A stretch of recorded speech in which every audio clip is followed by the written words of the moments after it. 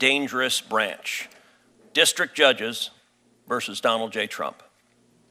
This hearing is a joint undertaking by the Subcommittee on the Constitution and the Subcommittee on Federal Courts because our country is facing a constitutional crisis, a full-blown judicial assault on the separation of powers that strikes at the very foundation of the Republic.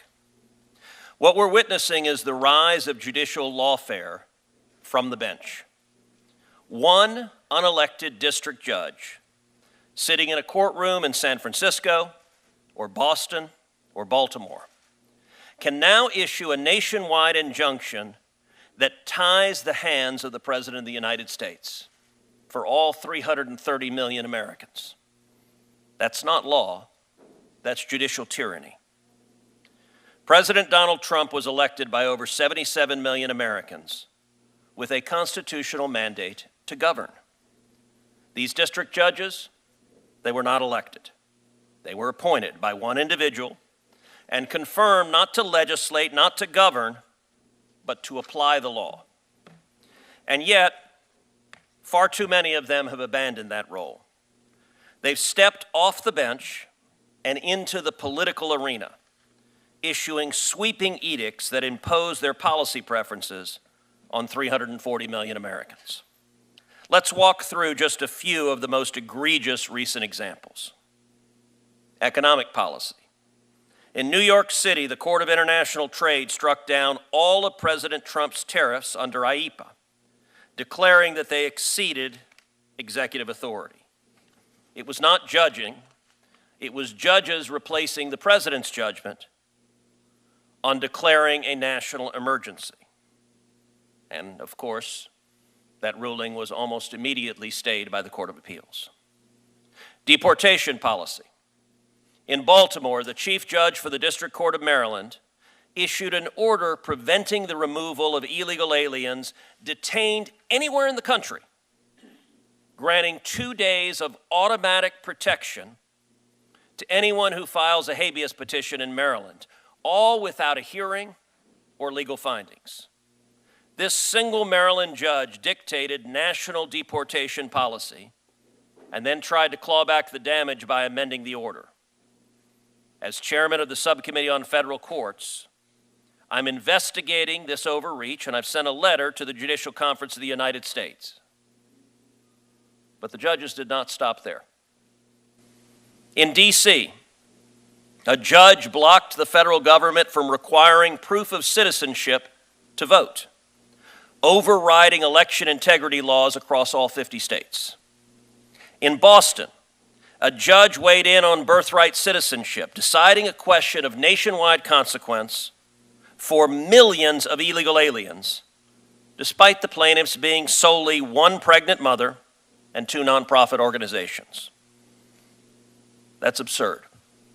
That is policymaking and legislating. That is not adjudication. In Boston, a different judge blocked a Department of Energy rate cap, handcuffing efforts to lower taxpayer costs for energy research. In Rhode Island, a judge ordered the federal government to immediately disperse tens of millions of dollars under the Inflation Reduction Act and other programs. The Department of Energy alone was forced to release $50 million by judicial fiat. In San Francisco, a judge mandated that the Office of Personnel Management rehire all terminated federal workers and restricted future firings, effectively turning the judiciary into an HR department. Yet another Maryland judge halted orders intending to stop funding for institutions mutilating minors through so-called gender transitions. These deeply consequential decisions were blocked not by voters, not by Congress, but in each instance by one unelected judge. And it doesn't stop there. Since President Trump returned to office in January, there have been over 40 universal injunctions issued against the federal government. That's in 4 months. 35 of those 40 came from the same 5 judicial districts. Let's put this into context. In the first 150 years of the Republic, 0 nationwide injunctions were issued. 0. That's for 150 years. In the entirety of the 20th century, 27 nationwide injunctions were issued. That's over 100 years. Under Presidents Bush, Obama, and Biden combined, 32 nationwide injunctions. Under President Trump's first term, 4 years, 64 nationwide injunctions, and now in just 4 months, we're already over 40. In 4 months, the Trump administration has seen more nationwide injunctions than the entirety of the 20th century and more nationwide injunctions than Presidents George W. Bush, Barack Obama, and Joe Biden combined. This is not normal. This is not justice. This is an orchestrated campaign of judicial obstruction. Joe Biden, when he was president, nominated to the bench radicals. I have said, only slightly tongue-in-cheek, that Joe Biden did something I used to think was impossible. He made me miss Barack Obama. But by comparison, the Biden judicial nominees were far more extreme and radical than they were under Obama. They sought out radicals who would implement policymaking from the bench, and they are doing precisely that. That is not democracy, and that is not our Constitution. This hearing is to highlight the effects of this judicial tyranny, of single judges deciding they know better when it comes to policy than do the voters of America. We need to defend democracy. And with that, I recognize Senator Whitehouse. Thank you, Senator Cruz. When I chaired the subcommittee on federal courts, we held hearings on the influence on our judiciary of dark money from the fossil fuel industry and from creepy billionaires. My Republican colleagues weren't interested in helping solve that problem, but those hearings were based on facts. Years of financial disclosures showed a secret billionaire gifts program for amenable Supreme Court justices. Written evidence suggested a justice may have failed to pay taxes on a $270,000 loan that was forgiven, and that false statements were made about a yacht. A mountain of evidence revealed President Trump outsourced to billionaires and their dark money fixer Leonard Leo the selection of his judges and Supreme Court justices, which President Trump admitted just last week. Apparently, Leo also, and I'm quoting Trump here, openly brags about controlling the judges his creepy billionaires got appointed. This hearing will be different. A lot of hypocrisy about nationwide injunctions against the Trump administration after Republican colleagues cheered the nationwide injunctions that courts issued against the Biden administration. Indeed, some colleagues filed lawsuits asking for nationwide injunctions against the Biden administration. But now they're shocked that there are nationwide injunctions. Here are some facts everyone should bear in mind during this hearing. Fact number 1. Donald Trump's administration is engaged in unprecedented lawlessness, period. In less than 5 months, President Trump has issued almost as many executive orders as President Biden did during 4 years in office. Many are flat out on their face illegal, as any first-year law student could tell you. Trump tried to end 14th Amendment birthright citizenship. He tried to punish law firms' First Amendment rights to associate with his perceived political enemies. His fossil fuel minion at OMB, Russ Vought, withheld millions of dollars that Congress had appropriated under Article 1. More than 20 years ago, originalist icon Scalia wrote about how illegal that is. The madcap pace and roughshod lawlessness of Trump's executive actions mean district judges across the country are striking them down, not because of judicial obstruction, because he is breaking the law. Hearings like this prop up a narrative that bad courts are stopping dear leader Donald Trump because some cabal of Democratic judges is out to get him. Wrong. The reality is much simpler. He's breaking the law and doing it a lot, and judges are doing their job. It's not just me saying that. Trump appointed judges from across the country who've struck down his illegal actions, holding, for instance, that Trump can't punish the AP for its reporting, that his misuse of the Alien Enemies Act is illegal, and that the administration can't withhold billions of appropriated public health funds. Trump judges. Hardly a liberal conspiracy.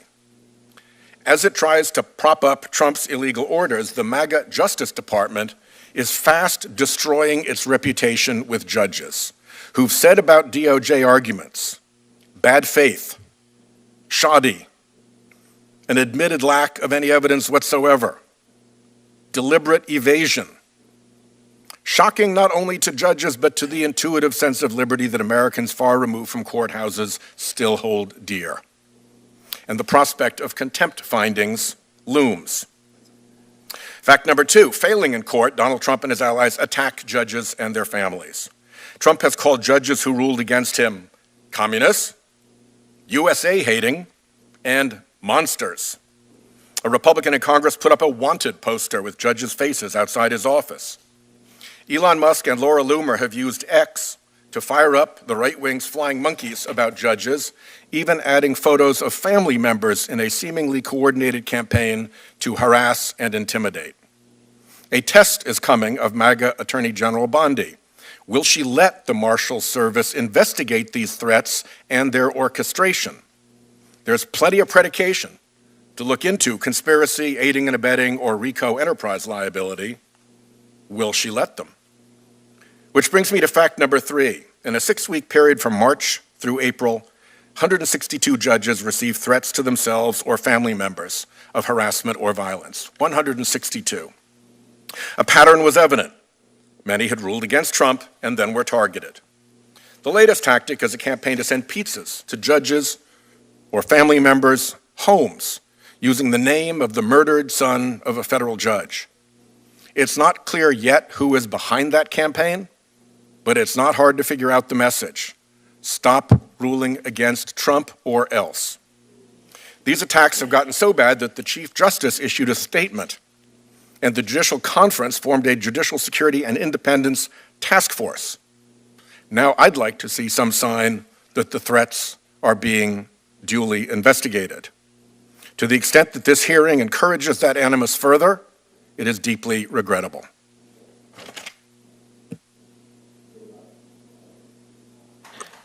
I thank Senator Whitehouse and now recognize Chairman Schmidt. Thank you. Thank you, Senator Cruz. As chairman of the Subcommittee on the Constitution, I'm glad that we've convened this hearing. Universal injunctions effectively didn't happen for the first 200 years of our Constitution. Yet they become a fixture in our legal system in the last 20, especially when Donald Trump occupies the White House. The courts can play an important role in reining in an executive branch that's out of control. This is especially important when reining in actions by unelected, unaccountable bureaucrats who act outside of the scope of their congressionally authorized authority. But what happens when Article 3 has no limits? As listed in the hearing's title, Alexander Hamilton called the judiciary the least dangerous branch in Federalist 78. And historically, in Federalist 78, Historic was responding to the anti-federalist Brutus, who was raising the alarm bell over the seemingly unchecked power of Article 3 to subvert the will of the people and the rights of citizens. Hamilton responded that judges will be forced to behave because nothing guarantees that their orders are enacted. Judges can't raise an army. They can't collect taxes or duties. As Hamilton said, the judiciary must ultimately depend on the aid of the executive branch to enforce its judgments. To date, the Trump administration has followed every court order, enforced every judgment. It's no one's desire to put Hamilton's theory into practice. That is why this hearing is so important. We are not a juristocracy. We do not want the judiciary to subjugate itself. We want to keep it from subjugating others. I agree with Hamilton that there is no liberty if the power of judging is not separated from the legislative and executive powers. But this runs both ways. There can be no democratic accountability, no Republican government with an overly activist judiciary that allows over 600 judges to wield limitless power. On one particularly troubling example, district court judges have not been assigned cases randomly or transparently. In March, Chief Justice Boasberg, right here in D.C., has found himself into 4 major Trump cases, a statistical impossibility. Boasberg took over the Alien Enemies Act and ordered planes to be turned around in the dead of night, despite not being the emergency judge on duty that night. It seems clear that as chief judge, he has play and he wants to be able to grab cases for himself. I've had firsthand experience with this non-random case assignment in our federal appellate court system. When I was Attorney General of Missouri, I often found myself litigating in the Eighth Circuit, a circuit of unique makeup. Of the 11 judges in the circuit, 10 have been appointed by Republicans. Yet, the one Democrat appointee, Judge Jane Kelly, found herself hearing nearly every political sensitive case in the circuit. Time after time, case after case, miracle after miracle, for the Democrats, Judge Kelly would be there for nearly every politically sensitive case. This was not due to the good luck of Judge Kelly. The circuit clerk's office, which assigned cases to appellate panels, was filled with her former clerks and ideological compatriots. In practice, they set the nationwide policy by rigging case assignment. Another issue is the universal injunction is a judicially created remedy while Congress set up a procedure for group relief under Rule 23. As Solicitor General John Sauer recently argued compellingly, the proper avenue for group relief is under Rule 23 class actions. Rule 23 was designed to ensure a structured and fair approach to broad legal challenges. I'm hopeful that the Supreme Court will curb injunctions to restore proper judicial limits and respect the separation of powers. A district judge blocking deportations is as absurd as directing military strategy. This is activism, not judgment, not the rule of law, and it undermines the voters' mandate to secure our borders. Enough is enough. We must act here in the Senate to fix these issues. Article 1 isn't alone in this. The Judicial Conference and the Supreme Court must get their houses in order as well. Does our Constitution establish a judiciary that resolves cases or sets policy? In this committee, do we confirm judges to take the bench or to take the podium? The founders clearly intended the former. It's time for a reset. The American people elected President Trump to secure our border and restore our nation. I look forward to the testimony of the professors, and I urge this committee to advance reforms that uphold the separation of powers. Thank you. I now recognize Ranking Member Welch. Thank you very much. You know, the concrete issues of a universal injunction or forum shopping are things that we can address. But there is a context that we're all operating in, and this is where I disagree with my colleagues, particularly Senator Cruz and his recitation of what he saw as a judicial rampage. This moment we're in our country is testing whether the separation of powers, 3 co-equal branches of government, shall endure. That's really the question. We've seen an abdication of constitutional responsibility by the Congress. It's appalling. Ceding to a president the ability to impound funds, something that was declared unconstitutional in the Nixon Doctrine. Ceding to the president tariff authority, which in the Constitution belongs to the policymakers in Congress. Just 2 examples of Congress ceding its constitutional authority. That's done willingly by my colleagues in the House and some in the Senate. We should reassert our authority. But the second leg of that, the transfer of authority to the executive, is the rampant attack on the judiciary. And Senator Cruz gave some examples of what he thought was judicial overreach. Each one of those examples, as I see it, was the judges doing their job. They disagreed. And when they disagreed, it was asserted by the president and by the attorney general that they were monsters, they were renegades, they were out of control. It was an ad hominem attack because judges were doing their jobs. And I will say, we can deal with the forum shopping, which is something the private bar gets involved in. We can deal with universal injunctions. But the all-out assault on judges, because they make decisions, which is the job it is they have to do. And the decision is, has a president exceeded his authority? The decision is, has the Congress passed a law that deviates from constitutional requirements?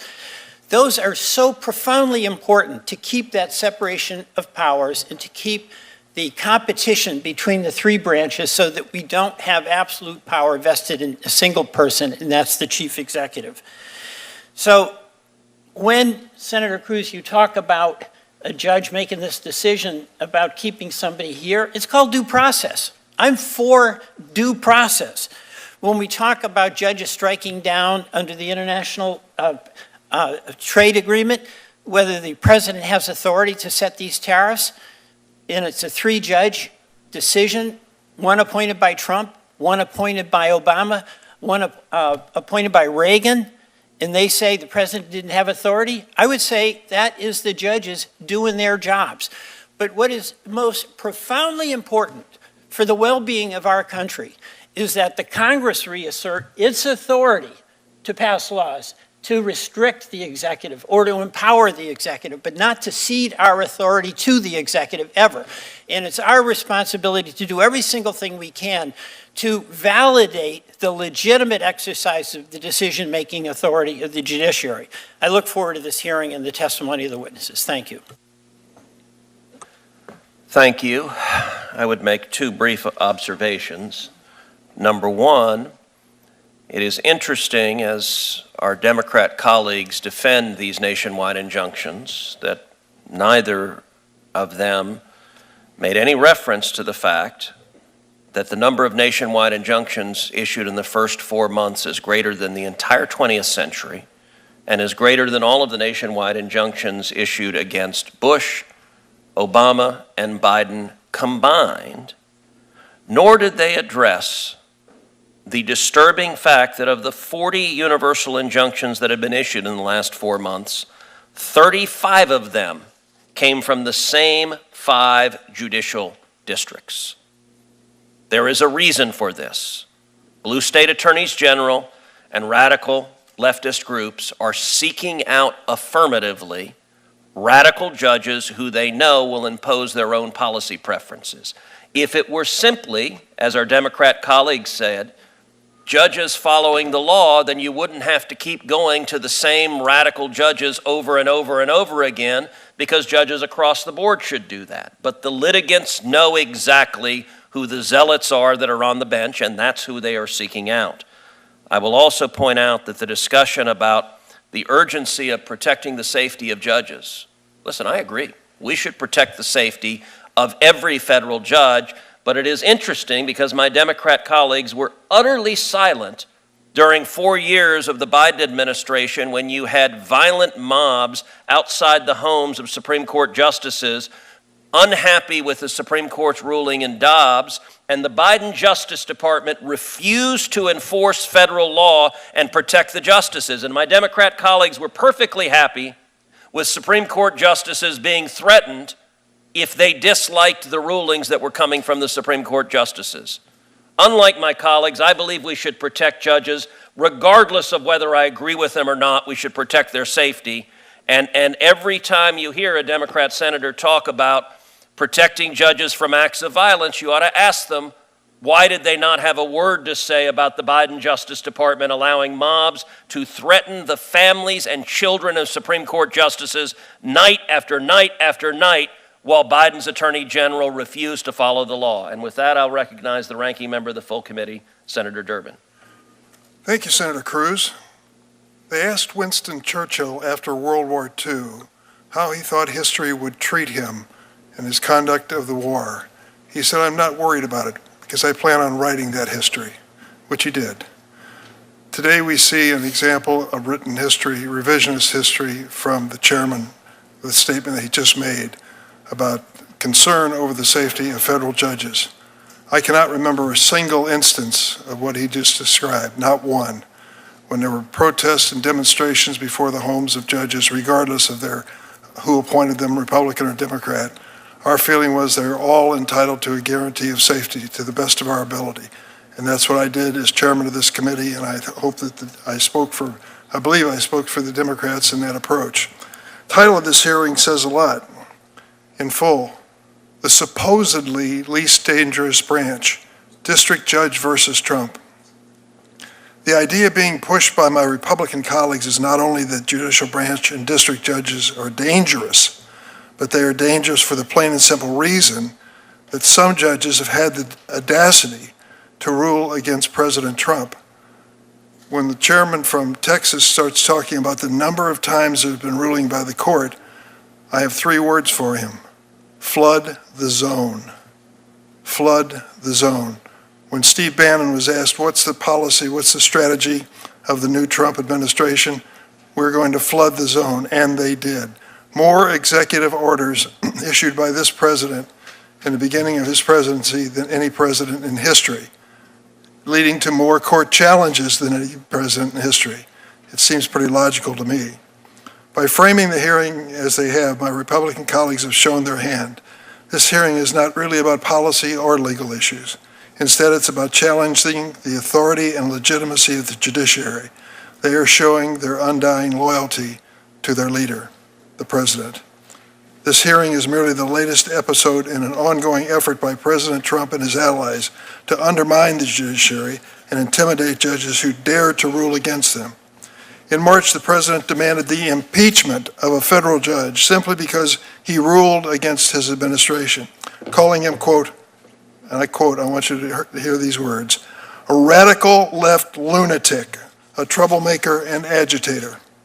In May, President Trump referred to judges who rule against his administration as, quote, communist radical left judges. 2 days ago, the president posted, and quote, if the courts somehow rule against us on tariffs, which is not expected, that would allow other countries to hold our nation hostage with their anti-American tariffs that they would use against us. That would mean the economic ruination of the United States of America, end of quote. These statements that I've just read are not normal. It is difficult to imagine either President Bush, President Obama, or President Biden using such unhinged, bombastic, and childish language, or calling for the impeachment of a judge simply because that judge ruled against his administration. The reason it's difficult is because Obama, Biden never did anything like this. But imagine if they had, and how congressional Republicans would have responded. They would have shouted about it from the rooftops, posted furiously on social media, and the only person they would have considered impeaching would have been the president himself. But because this president is a Republican, because the president and his allies go after anyone who dares to speak up, because fear of political retribution is now at the core of this MAGA world, my Republican colleagues have been silent as the president has made the statements he has about judges. Instead of rushing to defend the judiciary and our system of government, they are rushing to defend the president.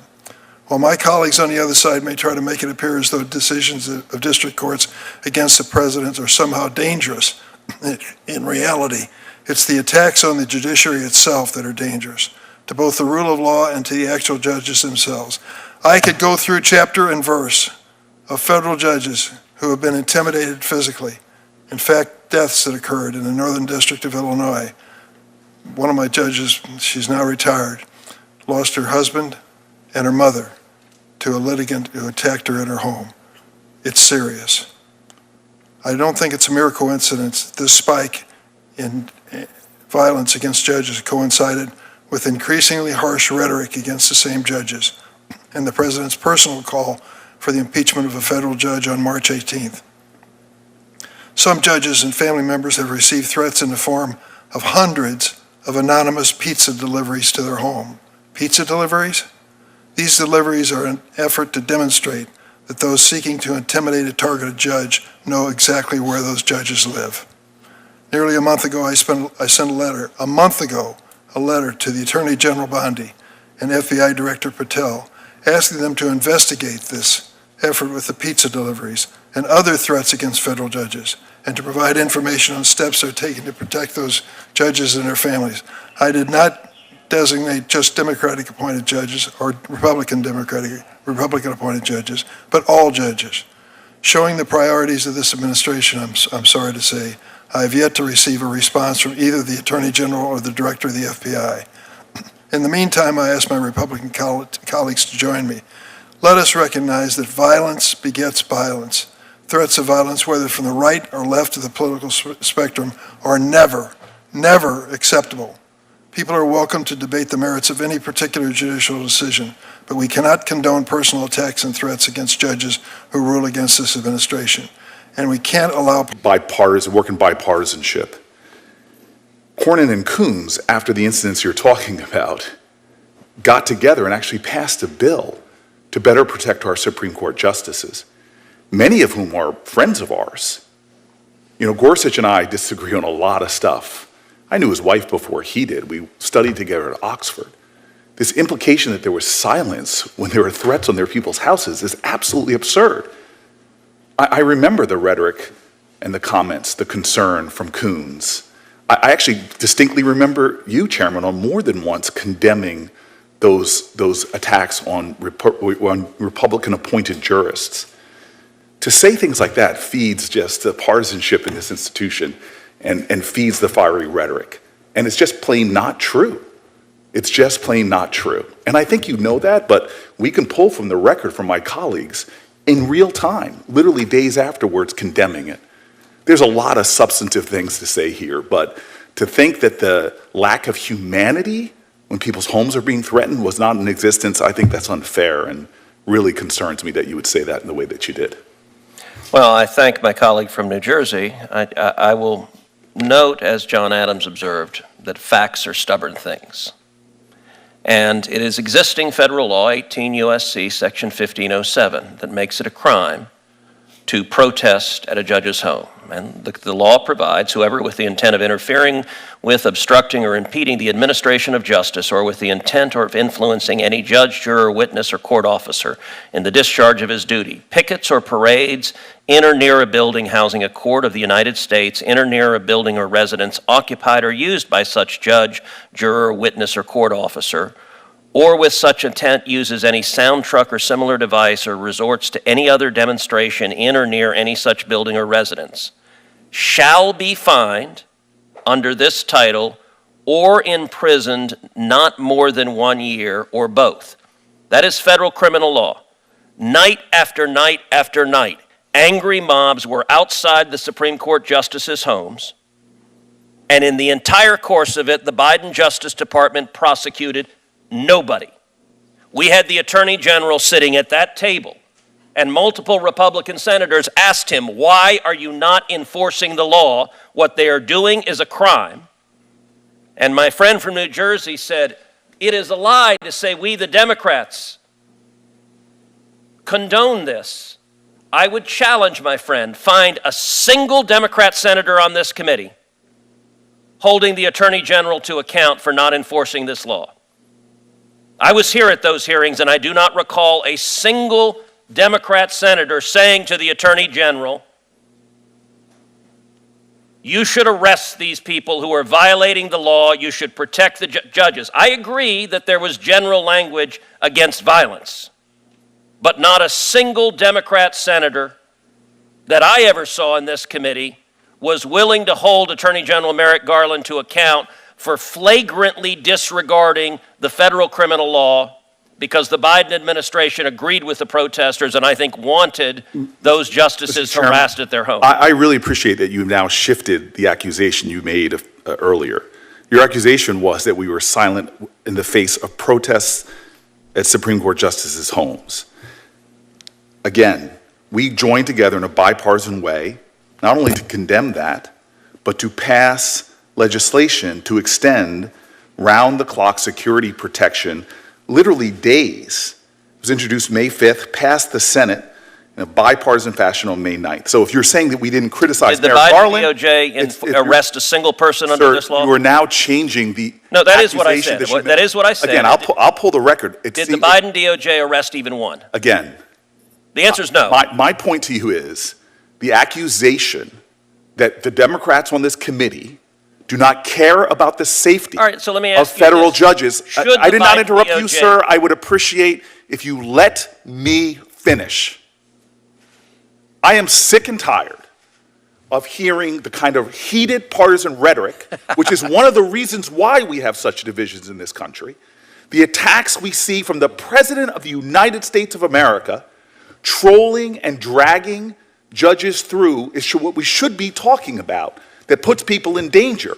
I'm simply taking issue with the claim that you made at the top that people on the Democratic side of the aisle do not care about the safety and the security of judges and said nothing. You said we were silent after people's houses were protested. That is a patent lie, sir. We were not silent. We took action. We joined in a bipartisan way to protect those judges, as was done in a bipartisan way to protect a New Jersey judge after their horrific attack at their home. So I see you now trying to shift the debate to whether we talk to an attorney general. I'm simply taking issue with this accusation that somehow we Democrats are so bad because we don't call out threats to our judicial colleagues. And that is wrong. You could change the argument now that you want, but what you said was patently not true and was in fact a patent lie.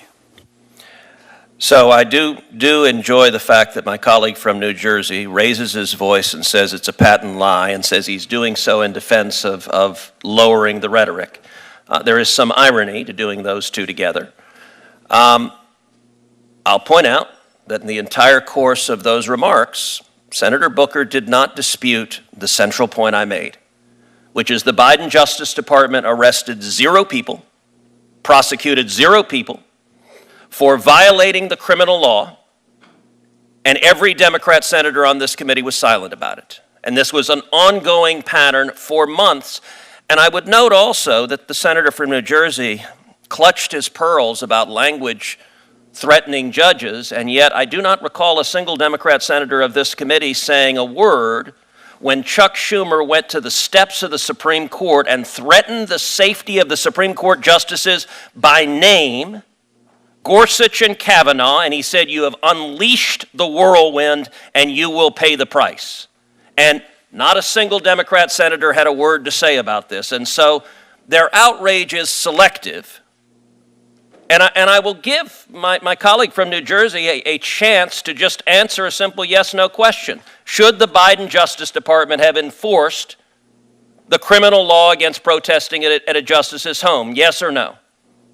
So the rank hypocrisy of Chuck Schumer apologizing the next day and you holding that standard for him and not for your president, who you actually rightfully described when you were running against him in a primary.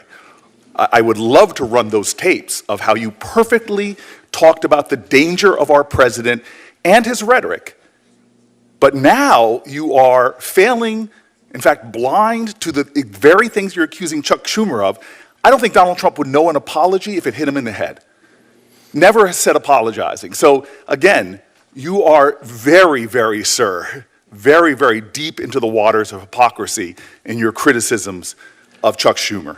So let the record reflect that Spartacus did not answer the question and did not tell us whether the criminal law should be enforced, because he knows the answer is yes, and he knows that the Biden Department of Justice was being wildly political and partisan in refusing to enforce the law because they disagreed with the Supreme Court justices' rulings. I have also, in addition to Senator Durbin, who's given his opening statement, I have a written opening statement from Chairman Grassley. Without objection, that written statement is entered into the record, and I will now briefly introduce our distinguished witnesses. We have 3. Our first witness is Professor Josh Blackman, who holds the Centennial Chair of Constitutional Law at South Texas College of Law in my hometown of Houston, Texas, where he's been teaching since 2012. And although Professor Blackman was born and grew up in Staten Island, he got to Texas as fast as he could, and both of his daughters are proud native-born Texans, and I commend you for that. He is one of the country's leading voices on constitutional law. He has testified before Congress. He is a frequent voice in the New York Times, the Wall Street Journal, the Washington Post. He is, in 2024, was named the Jurist of the Year from the Texas Review of Law and Politics, an award that is near and dear to my heart since in a previous year I received the same award. And he is a senior editor of the Heritage Guide to the Constitution, 3rd edition. And he's authored 3 books, including An Introduction to Constitutional Law, which became a top 5 bestseller on Amazon. Our second witness is Professor Kate Shaw. Professor Shaw is a constitutional law scholar and professor of law at the University of Pennsylvania Carey School of Law. She joined the Penn Carey Law faculty in January 2024 from the Benjamin N. Cardozo School of Law, where she also served as co-director of the Florsheim Center for Constitutional Democracy. Her scholarship focuses on executive power, the law of democracy, the Supreme Court, and reproductive rights. She has also taught courses on administrative law and legislation, as well as a seminar on the U.S. Supreme Court. Before entering the academia, Professor Shaw served in the Obama White House counsel's office and clerked for U.S. Supreme Court Justice John Paul Stevens and Judge Richard Posner of the U.S. Court of Appeals for the 7th Circuit. Her academic writing has appeared in the Harvard Law Review, Columbia Law Review, Georgetown Law Journal, and other journals. She is married to Chris Hayes, a political commentator and host on MSNBC. And our third witness, Chairman Schmidt, will introduce, and if you can start the testimony, I've got to run to the floor and vote, and then I'll be back. Okay. The third witness is Joel Alisea, and he's the inaugural St. Robert Bellarmine Professor of Law and Director of the Law School Center for the Constitution and the Catholic Intellectual Tradition. He has also served as a visiting professor at Duke Law School and Notre Dame Law School. Prior to joining the Catholic Law faculty, Professor Alisea practiced law for several years at the law firm of Cooper & Kirk, where he specialized in constitutional litigation. He previously served as a law clerk for Justice Samuel Alito on the U.S. Supreme Court and for Judge Dyermood and Judge O'Scanlan on the United States Court of Appeals for the 9th Circuit. Professor Alisea's scholarship has focused on constitutional theory, civil procedure, and constitutional law. He has been involved in the ongoing discussion on nationwide injunctions in the scope of the judicial power, both in the academy and in working with the Trump administration. And at this point, before you guys give your opening statements, it's a tradition of this committee to be sworn in. So if you'd please stand and raise your right hand. Do you swear that the testimony you're about to give to this committee is the truth, the whole truth, and nothing but the truth? So help you God. Thank you. Professor Blackman, we'll start with you. Thank you. Chairman Cruz, Chairman Schmidt, Ranking Member Whitehouse, Ranking Member Welch, thank you so much for inviting me to testify. My name is Josh Blackman, and I'm the Centennial Chair of Constitutional Law at the South Texas College of Law, Houston. The topic of today's hearing is very timely. The supposedly least dangerous branch, district judges versus Trump. It is often repeated that we have 3 co-equal branches of government, but this isn't true. In Federalist 78, Hamilton described the judiciary as the least dangerous branch. Unlike Congress, which is a power of the purse, and the president has the power of the sword, the courts have mere judgment. Yet it has been deeply ingrained in our consciousness that the court's foundational role is to balance the powers of the elected branches. Indeed, Chief Justice Roberts recently boasted that the courts check the excesses of Congress and the executive. But the Chief Justice is incorrect. Indeed, Vice President Vance recently explained that Roberts expressed a profoundly wrong sentiment. Or more local to me, Judge Ho in Houston aptly observed, it is not the role of the judiciary to check the excesses of the other branches any more than it's the judiciary's role to check the excesses of any other American citizen. So the question is, who will check the excesses of the executive? At least with regard to the lower courts, you all, Congress. The Constitution refers to the federal district courts as inferior courts. Yet far too many lower court judges seem to have a superiority complex. We're witnessing a never-ending onslaught of universal injunctions that make it nearly impossible for the executive branch to function. So what can be done? We can't look to the courts to check themselves. The long history of judicial supremacy teaches that judges of all stripes, conservative and progressive, seek to defend and entrench their own institution. The answer to any sustainable reform must come from the legislature. To paraphrase Madison in Federalist 51, legislative ambition must counteract judicial ambition. Yet regrettably, most debates about judicial reform get bogged down in politics. When there's a Republican president, Democrats love the universal injunction. When there's a Democratic president, Republicans love the universal injunction. It's predictable. Proposals that help only one side of the aisle have a slim chance of enactment. The federal courts cannot be reformed through unilateral disarmament. Any reform must be bilateral. I published an article called Bilateral Judicial Reform in the Texas A&M Journal of Law and Civil Governance. This was in 2024, before the election. And I got 10 ideas to fix the courts that might appeal to people on both sides of this aisle. I will talk about 3 of them in my limited time today. Number 1, cases seeking a temporary restraining order can be decided by a single judge, but can only give relief to the named parties and are limited to 7 days. No longer can a single judge issue a universal TRO that lasts for nearly a month without any appellate review. Second, cases seeking preliminary injunction or equivalent relief against the federal government and state governments are referred to the en banc court, which appoints a randomly drawn 3-judge panel with 2 circuit judges and 1 district court judge. There is some value in having a multi-member body consider an issue rather than a lone district court judge deciding difficult questions. And rather than having 2 district and 1 circuit, I prefer 2 circuit, 1 district, because these cases tend to focus more on law than on facts. The third proposal focuses on the appellate process. Chief Justice Roberts recently stated that the appropriate response to disagreement with the judge is the normal, he said, the normal appellate review process. As things stand now, the Supreme Court has a completely unpredictable and indeed arbitrary approach to emergency application. I think we maybe all agree upon that. Congress can make the appellate review process of the Supreme Court normal again. Under my proposal, injunctions of statutes against federal government and state governments are automatically stayed. The stay is automatic, it's not discretionary. And if a 3-judge panel submits what I call a certificate of division, that is, 2 judges go one way, the other judges go the other way, the case is appealed to the Supreme Court's mandatory jurisdiction. They can't deny cert. And oral argument is decided on an emergency docket timeline, which Congress would then set. I think these 3 measures would have bipartisan appeal, at least I hope they do, and will go a long way to addressing the never-ending fights between the President and the Judiciary. Thank you so much, and I welcome all of your questions. Thank you. Professor Shaw. Good afternoon, chairs, ranking members, distinguished members of the subcommittees. Thank you for the invitation to testify today. I understand that the purpose of today's hearing is to discuss recent judicial rulings against the Trump administration and to situate those rulings in historical and institutional context. There is no question that the Trump administration has been on a losing streak in federal court. According to the most recent data compiled by Professor Steve Lutnick, district courts have ruled against the administration in 97 cases to date. That is a large number, but it is a number that is best understood in context. First, it has to be viewed in the context of the unprecedented volume of executive action we have seen from this administration. As of May 24th, the second Trump administration had issued 157 executive orders. By comparison, the Biden administration issued 162, nearly the same number, over the course of 4 years. The first Trump administration issued 220 over 4 years. It is not surprising that this much more executive action than previous administrations has drawn more challenges.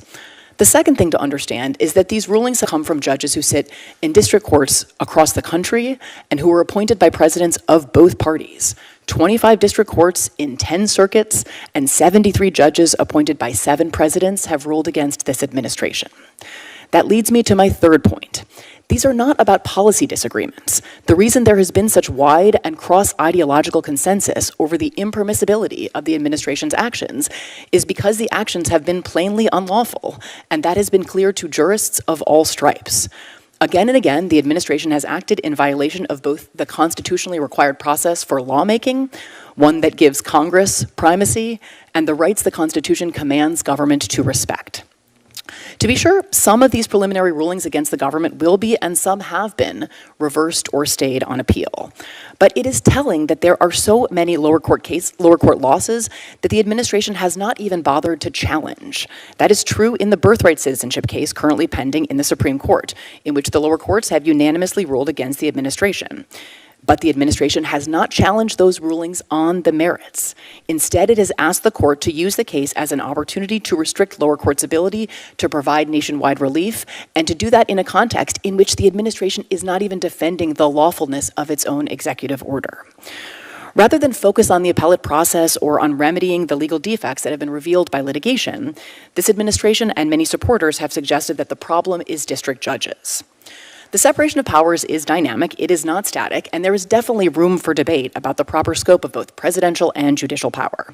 At different moments in our history, different institutions and actors have sought to significantly increase their authority, sometimes in ways that could not be squared with the basic design of a constitution committed to limits on any single entity's power. At this moment, the entity engaging in overreach is the executive branch. This administration has been marked by a breathtaking degree of presidential unilateralism that is flatly inconsistent with statutes, the Constitution, and over 2 centuries of practice. For that reason, it would be profoundly misguided to seek now to curtail courts' authority by eliminating or seriously limiting their ability to issue nationwide injunctions. It is true that the use of such injunctions has increased in recent decades, and it is true that injunctions can be abused. But at this moment, courts are the only branch of government doing meaningful work to check the executive, protecting basic constitutional values, congressional prerogatives, and our liberty, which the separation of powers is designed to safeguard.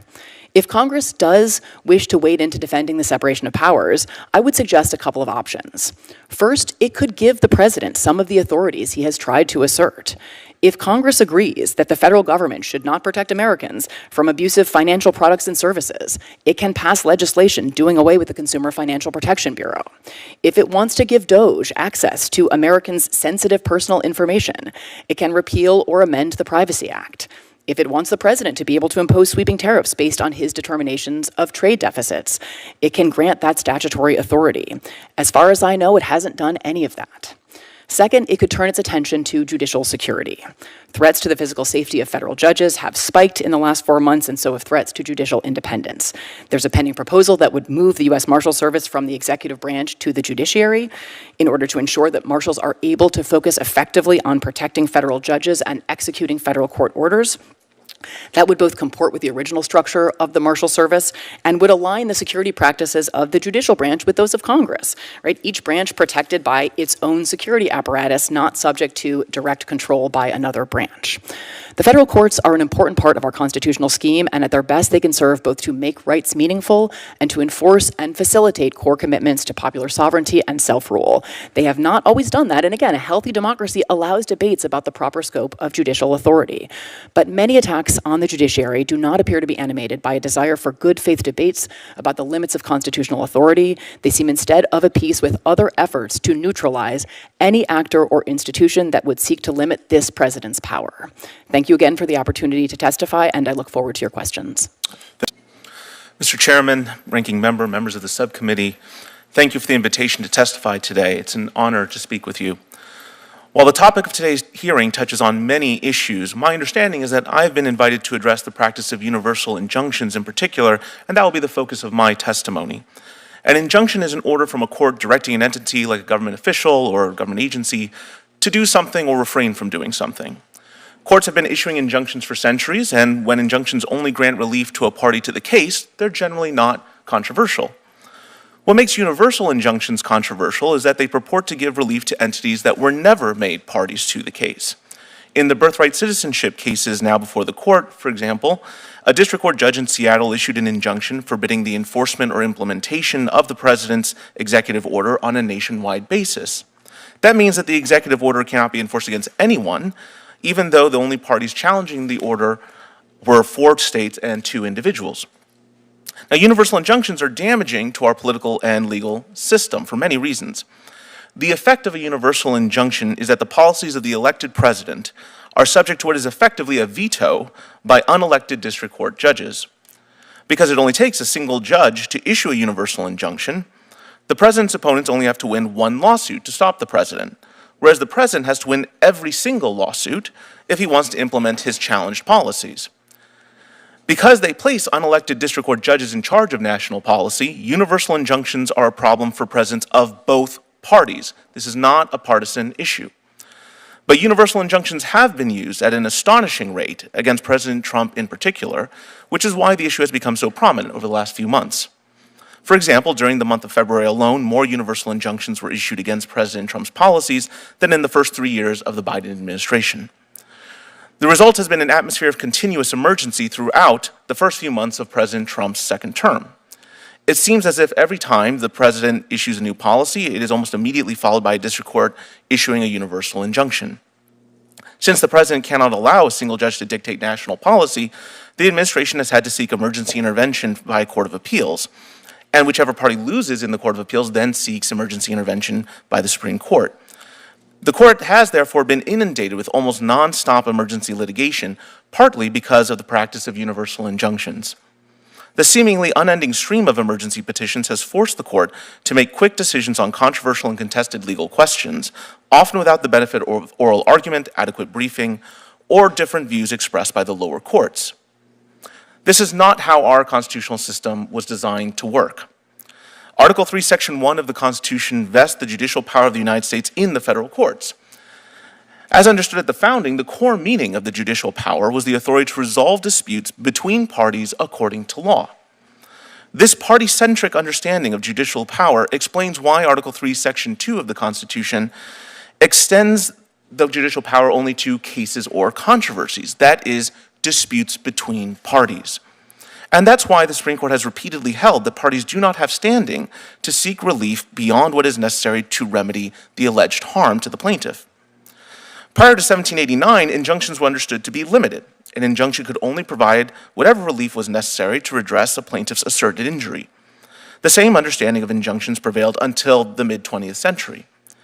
Universal injunctions, it bears emphasizing, are a 20th century development, and their routine use against government action only began within the last decade. Thus, federal courts lack the power to grant equitable remedies that extend beyond what is necessary to redress the plaintiff's alleged harm, which is precisely what universal injunctions purport to do. The American people never gave judges the power to issue universal injunctions. Judges have seized that power for themselves, and only quite recently in our history. District court judges are thus exercising power for which they have no constitutional warrant. While universal injunctions have damaged the presidency and the Supreme Court, they have done the most damage to democratic governance by illegitimately thwarting the will of the people's elected representatives. As Justice Elena Kagan once observed, quote, "It just can't be right that one district judge can stop a nationwide policy in its tracks and leave it stopped for the years that it takes to go through the normal process," unquote. Courts play a vital role in our constitutional system. They resolve disputes between parties according to law. And in the process of doing so, they say what the law is, as Chief Justice John Marshall said in Marbury v. Madison. None of that is at issue in the controversy over universal injunctions. What is at issue is whether courts can step beyond their limited role of resolving legal disagreements between parties and instead resolve policy disagreements for the whole nation. The answer to that question should be obvious: no.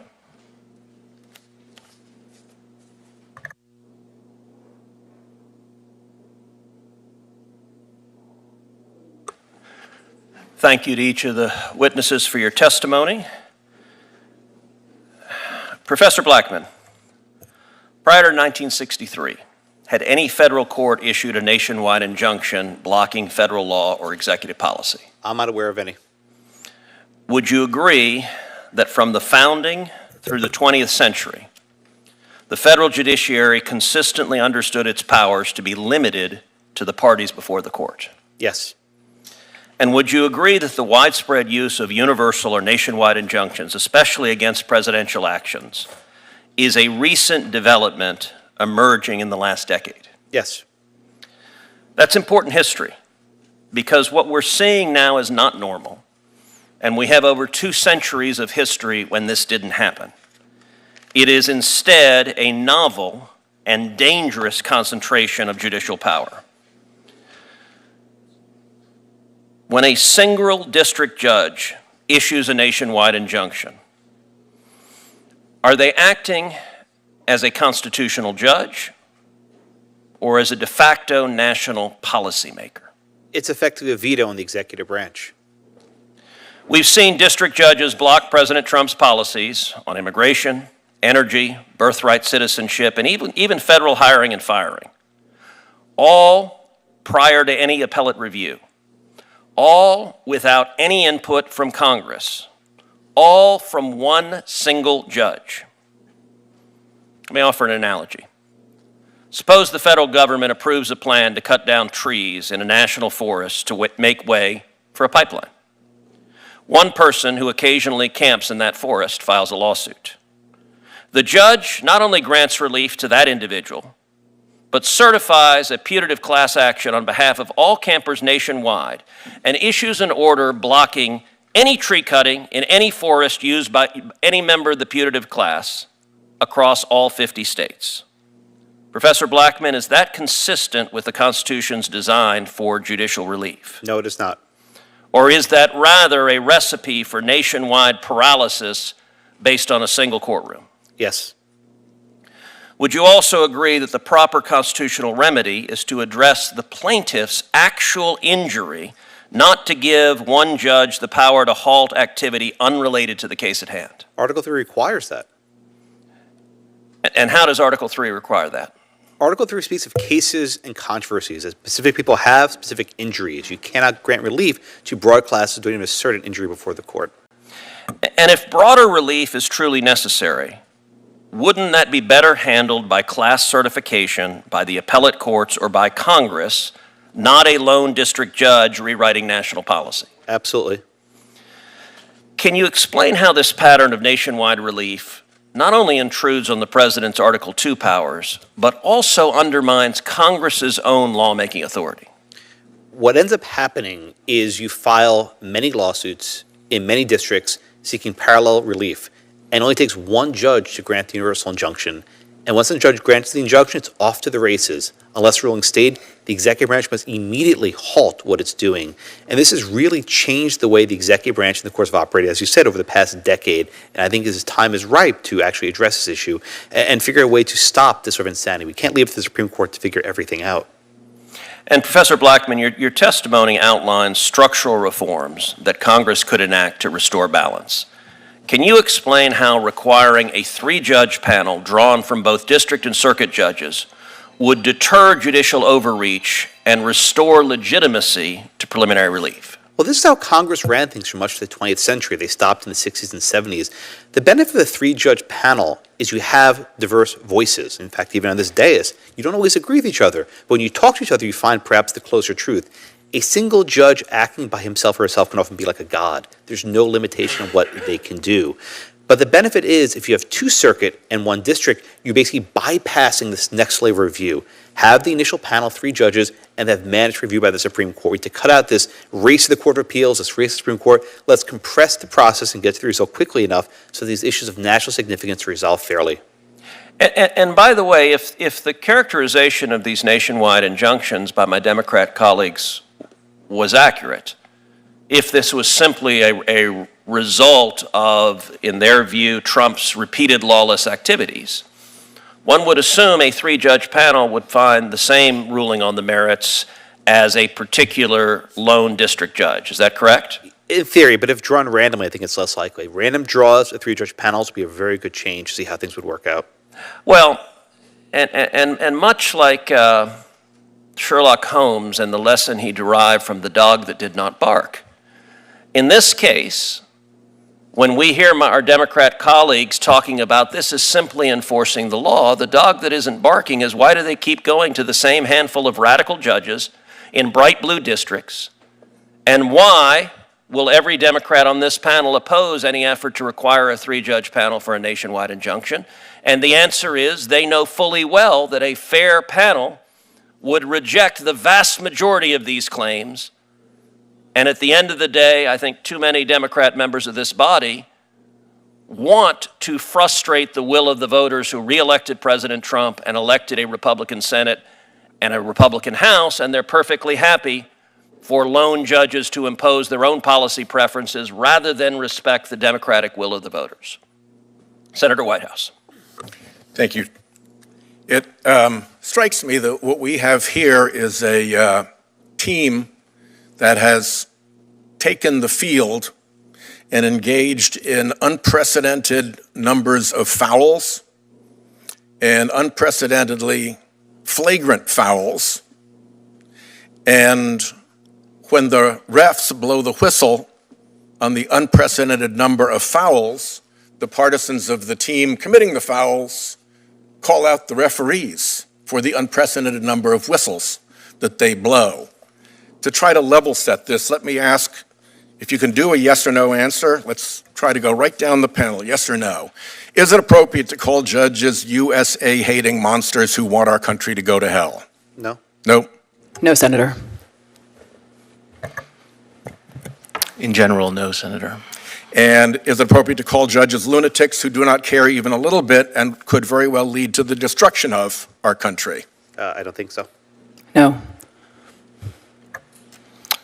No.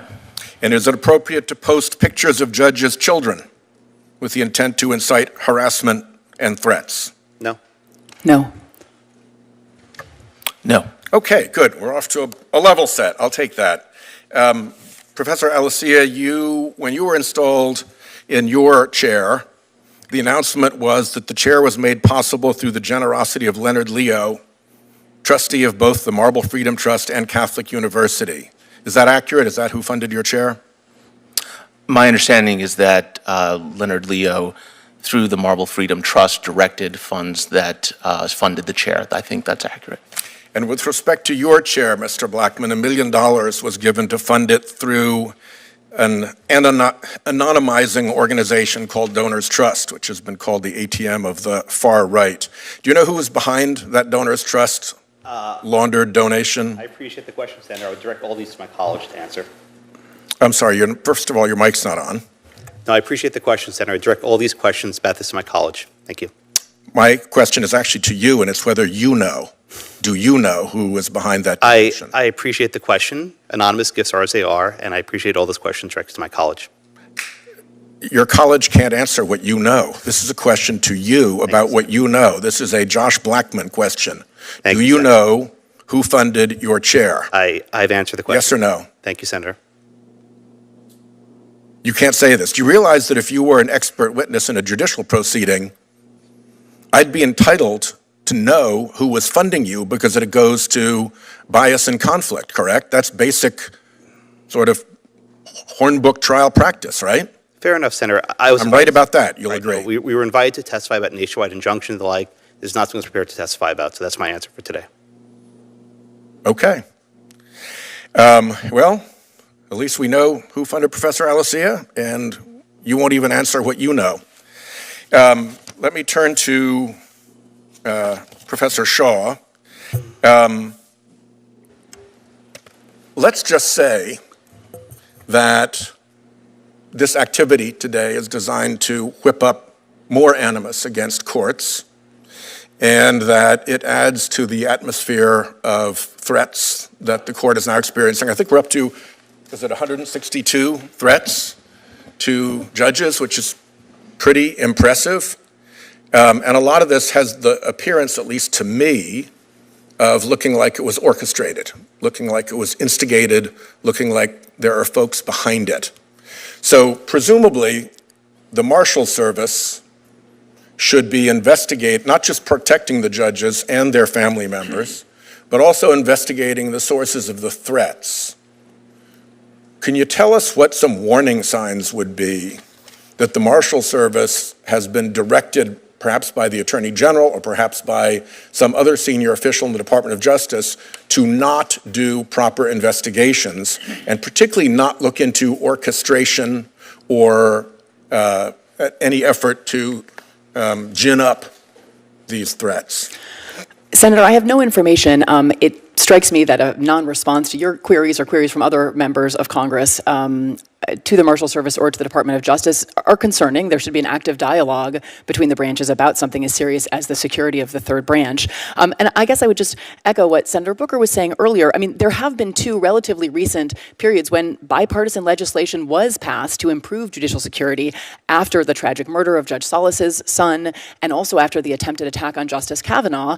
Judicial security measures on a bipartisan basis quickly passed Congress, and I would hope that this is a moment in which broad agreement could be reached that it's necessary to do something similar. And if it appeared that those were part of a larger plan or conspiracy, it would be appropriate for law enforcement to look into the question of whether there was a larger plan or conspiracy, correct? Absolutely. Thank you. I would note that Senator Whitehouse asked two of the three witnesses about private donations given to their respective law schools, but somehow omitted Professor Shaw. And I guess I would ask Professor Shaw, are you aware of what's been publicly reported in disclosures that your employer, the University of Pennsylvania, from 2013 to 2019 received from Communist China $67,618,610. Have you seen those public reports? I'm sorry, Senator, I have not.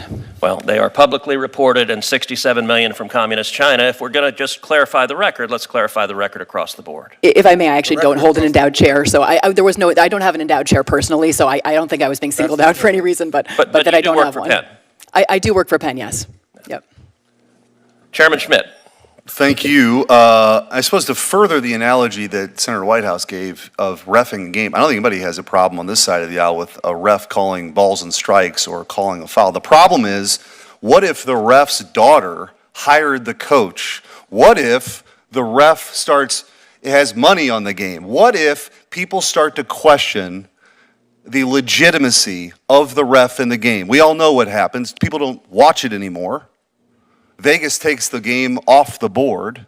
So it gets to sort of this question of, as I referenced in my opening statement with Hamilton, the reason why it's supposed to be the least dangerous branch is it relies on the other two branches for enforcement. And the courts, the Article 3 branch, should be very well aware that if they lose legitimacy, they're cooked. And that's why we're having the hearing. Because people are questioning, how does Judge Boasberg, and I would actually ask you, Professor Blackman, pose this as a question. How in the world does Judge Boasberg get a case when he's not the emergency assignment judge, he's on vacation in the middle of the night? How can that happen? I don't know, and perhaps even more significant, if you read the transcript of the case, he basically told the plaintiffs to change their case. They brought it one way. He said, no, here, plead it this way. Okay, good. Now I'm going to certify class and issue a ruling and go tell the plaintiffs around. He basically litigated the case on behalf of the parties. This wasn't merely a passive bystander. He was an active participant. It's a statistic and possibility, and I want to I referenced what had been going on in the Eighth Circuit. 10 of the 11 appellate judges in the Eighth Circuit appointed by Republicans. Amazingly, Judge Kelly ends up on all the politically sensitive cases on a panel. It's not possible, except for the clerks there in that office, or the people that work for the clerk's office, are populated by her former clerks. So these are the kinds of things that this isn't just a new phenomenon. This is a concern about activism on the bench that's existed for a long time. It's just now on steroids. You talked briefly, and I mentioned it too, sort of Rule 23 as a more viable option for this, limiting limiting the orders to the parties, the rulings to the parties before the court as a case in controversy. Those are ways to address this. Are there any other structural suggestions that you have? And I also want to pose this to Professor Elisei as well. Sure. I think one urgent need is to think about automatic stays. When you have district court judges granting universal injunctions and they don't stay their rulings, there's this frantic race to the Court of Appeals and to the Supreme Court, and the executive branch is not capable of actually changing policy on the fly, and that gives rise to these attempts to contempt proceedings. I would think about if a universal injunction is granted or a nationwide class is granted, stay the ruling for 24 hours, 48 hours, some limited period till he's taken appeal to the appellate court, and don't let the judge just ruled against you decide whether appeals to be taken. I think the automatic stay will go a long way to addressing these issues. Professor Elisei? I think beyond Rule 23 and the enforcement of Rule 23, it's important to address the scope of injunctions not just through the non-APA route, but also through the administrative procedure route under Section 706. So I think that to the extent that we're going to really address the problem overall, you can't just address universal injunctions that are done outside of the context of administrative action, but also through the process that the APA sets up for challenging agency action. Thank you. Professor Blackman, I do want to, you recently wrote an article in May of this year where you state the District of Maryland's standing order, that judge that automatically blocked deportations upon filing a habeas petition without merit review is pretty clearly designed to thwart the Trump administration's immigration policies. Could you explain that? Yeah, this is unusual. So the District Court of Maryland issued what's called a standing order, which is basically an order that applies in all cases.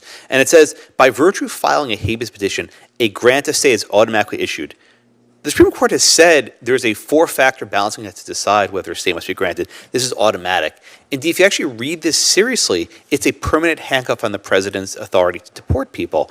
The judge actually walked it back about a week ago. They sort of modified it. Maybe the Judicial Conference got wind of this. But I think there's still an attempt to limit the executive power in ways that have not been done before. And it was issued to the government, I think it was writ large, right? I mean, Yes. This is very unusual. Right. It wasn't notice given in each case. It was by virtue of posting on a website. This rule applies universally. There's actually a rule that says any ordinance you put on each ECF docket, it can't be done globally. I think so one of the points of this hearing, the Supreme Court has a case in front of it where it has an opportunity to rein this in. And I think the Chief Justice is very keen to understand the perception of the court. It seems to be a good opportunity, I think, probably for the Supreme Court to finally weigh in here. Thank you. Senator Welch. Just a couple of points I want to make. Number one, the effort to get universal injunctions has been pursued by litigants, including some of the attorney generals who serve on this committee. I know you did, as Attorney General, got several sought several universal injunctions. Since you referenced the vast censorship enterprise of the Biden administration that a court declared was perhaps the biggest offense to the First Amendment in the history of the country, where there were named parties that were specifically enjoined, you mean that case?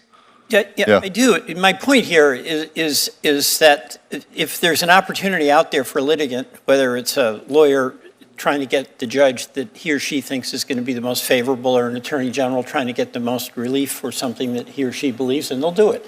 So it's up to us if we think that process should be adjusted to change it. But it's not a Republican-Democratic deal. I mean, it's what litigants do.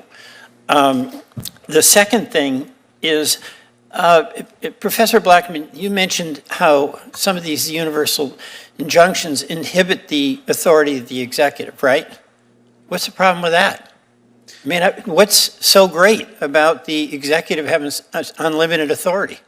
Well, I'll take the Alien Enemies Act in particular. This is a statute that's been around for 200 years. It's been enforced in various times. And historically, it's been a very deferential statute. The courts haven't scrutinized when it should be enforced, and they haven't told plaintiffs to turn around. So I think we're seeing not only aggressive use of the universal injunction, but also intrusions upon the executive authority. So I get that. And let me just be clear. I disagree with you. And I disagree with the executive invoking what I regard as a very discredited law and using it to deny due process. So I'm on the side of pushing back against executive authority. So I don't see that as a big problem. Professor Shaw, one of the things people here are talking about is the class action. Mm-hmm. And here's my question with it, and I want you to address this.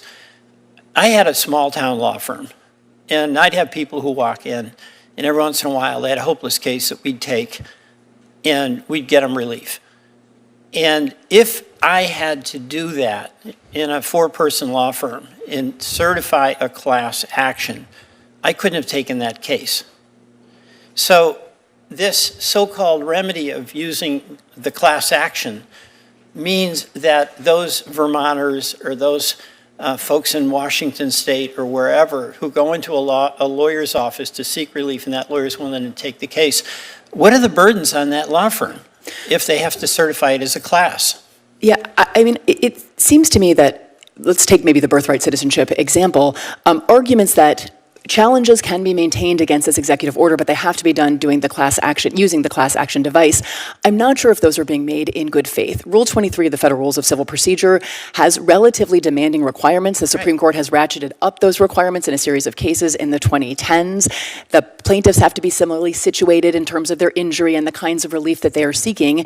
And the Solicitor General in the Supreme Court a couple of weeks ago didn't disclaim the likelihood that they would be back before the Supreme Court saying, well, you shouldn't even be able to certify a class with respect to this executive order. So it feels to me like a little bit of a heads we win, tails you lose. You can try a class action and we will marshal different kinds of arguments against you doing that. But it is not as though it is very easy to satisfy the requirements of Rule 23. And I think that shifting from these injunctions to a pure Rule 23 based regime would disadvantage those unable to secure representation, who don't satisfy the requirements of class membership, and would mean no relief from government unlawful conduct. Yeah, and that's one of the things that's so important, hopefully to all of us, is access to the courts for an everyday person in Missouri or Texas or whatever. So you get some lawyers who are just willing to do it because it's a neighbor, it's a friend, it's a cause they believe in. I want them to be able to act and bring that case to court and not have to go through the incredible expense. On the question of universal injunctions, I mean, are there some suggestions you have or forum shopping that you have that would expedite or address what you perceive to be some legitimate problems that aren't siding with the partisan divide on this question? Yeah, thank you for that question, Senator. I do think that single judge divisions, which allow plaintiffs to, with absolute certainty, ensure that they will receive a particular judge when they file in a particular division of a district, are an enormous problem, right? That forum shopping is not exclusive to these single judge divisions, but it is the most serious kind of forum shopping. And I should say, as of, I think right now, none of the orders against the Trump administration have issued from judges who sit in single judge divisions, unlike some of the orders issued against the Biden administration. But I do think that the Judicial Conference has already endorsed a proposal that would essentially eliminate these single judge divisions. I think that's something that we should all be able to get behind. Thanks. Well, I'd be willing to work with my colleagues on some of these practical questions and practical answers where we strip out whether we agree or disagree with the particular decision that's been made by the court. Thank you. Thank you all. Professor Shaw, you said Congress had set high standards in Rule 23 for certifying class actions. Why would we have set high standards for class actions? So I don't think I said that, sir. Just that the Rule 23 standards are relatively demanding, that the court has ratcheted up the difficulty of satisfying them. So, but why would we set demanding standards for class actions? I'm not sure. The Rules Committee produces the rules, so I'm not quite sure. But Congress adopts them. Yes. So, I mean, you tell me, sir.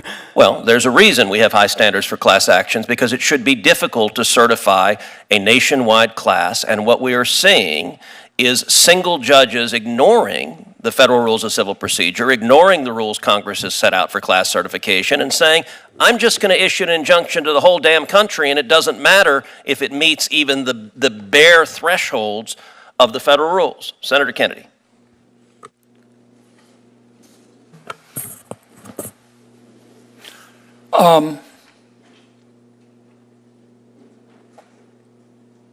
Would any of you advise a client to defy a federal court order?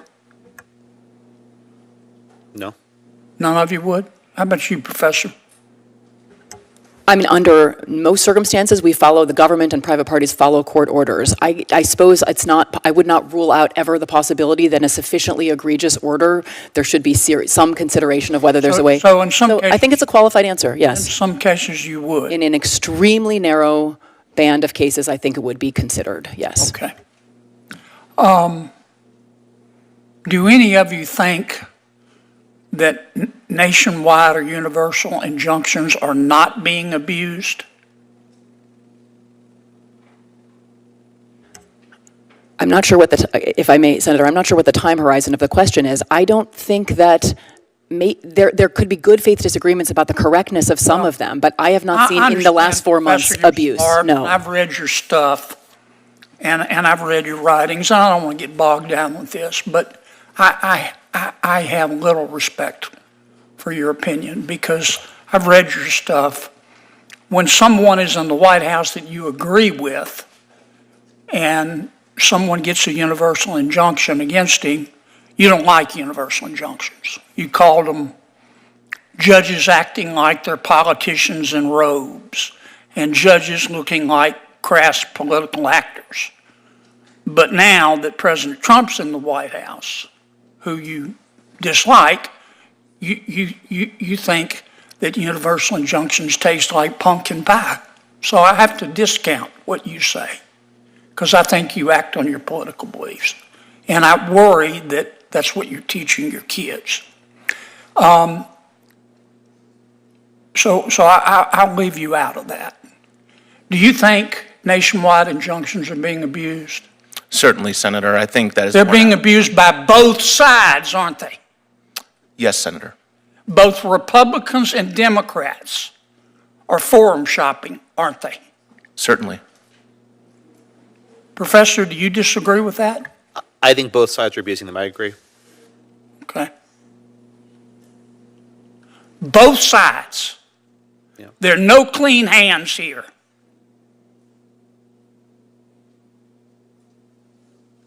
Now, your suggestion is that when a federal judge issues a nationwide injunction, there should be an automatic stay and an expedited right of appeal. Is that right? Yes, sir. Do you disagree with that? I haven't given enough thought to have a position on it, Senator. I suspect, Professor, your answer will be it depends on who's president. No, Senator. Let me ask you about this. What if we had a rule? I was reading an article the other day. I'm not suggesting it. I just want your opinions. That said, if a president, any president, issues an executive order, let's say, that clearly violates settled Supreme Court precedent, that a federal judge can't issue a nationwide injunction. For example,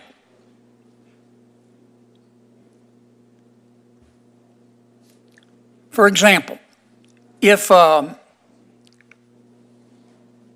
federal president issued an order that said no one in America has right to counsel any longer, including but not limited to, in a felony case, having the government pay for your lawyer if you can't afford it.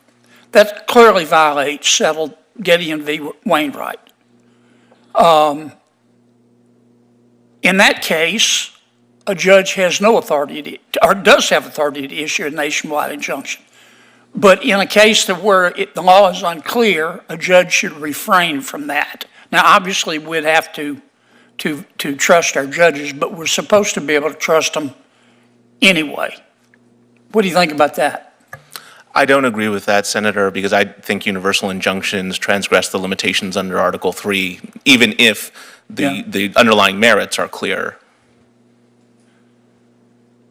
I happen to agree with you. I don't think there's any basis under Article 3, under Supreme Court precedent, under the English common law for nationwide injunctions. I think politicians have helped judges, and many judges are politicians, to just make it up. And many of them are like Professor Shaw here. If they like the president, they're against nationwide injunctions. If they don't like the president, they're for him. Professor, let me ask you this while I have you. On April 22nd, 2024, you said there are some members of the Supreme Court that are evil. Which justices were you talking about? I'll take it your word, Senator. I don't recall using that word, but. All right, here's what you said. You were talking about the majority opinion in Muldrow v. City of St. Louis. You said, quote, Justice Kagan, will she be able to control the opinion's future distortion by her evil colleagues?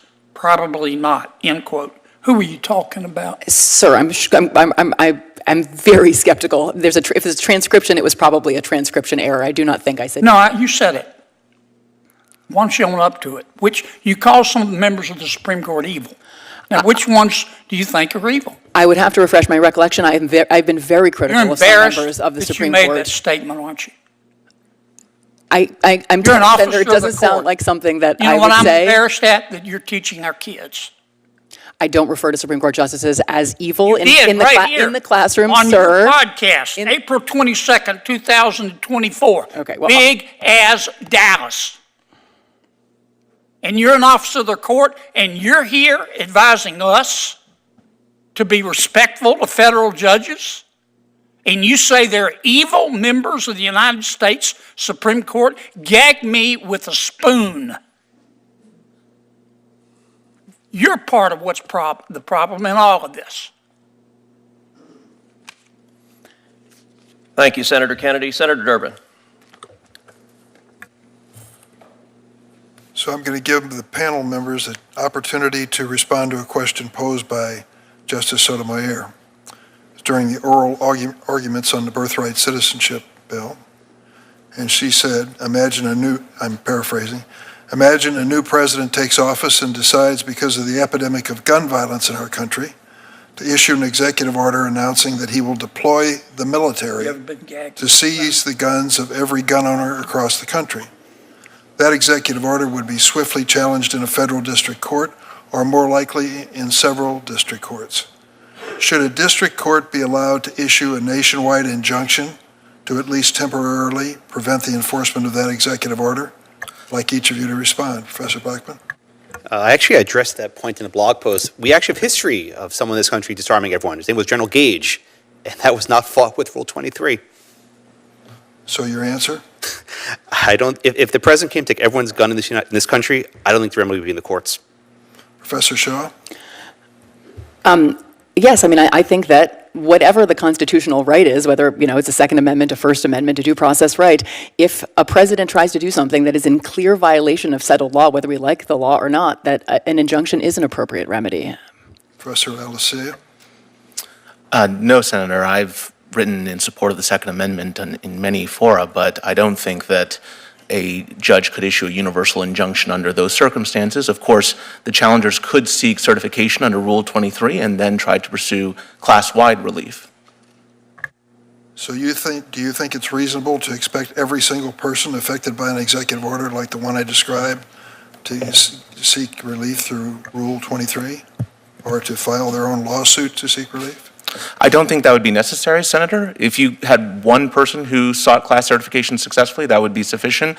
But even if you had failures to class certification, once you get to the Supreme Court and the Supreme Court issues a binding decision, that precedent would bind all the lower courts. So it's not a question of whether you get to a uniform rule, it's just a question of when you get to a uniform rule and by what route. But those limitations on the route matter under Article 3. There's been a lot said during the course of this hearing about the possibility or likelihood that judges are being selected for this process to review the decisions of the Trump administration on a political basis.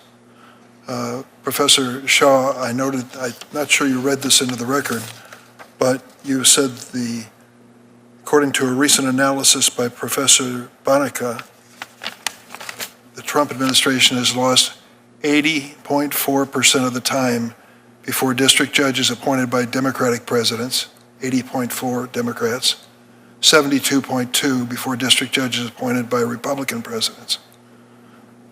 Who is Professor Bonica?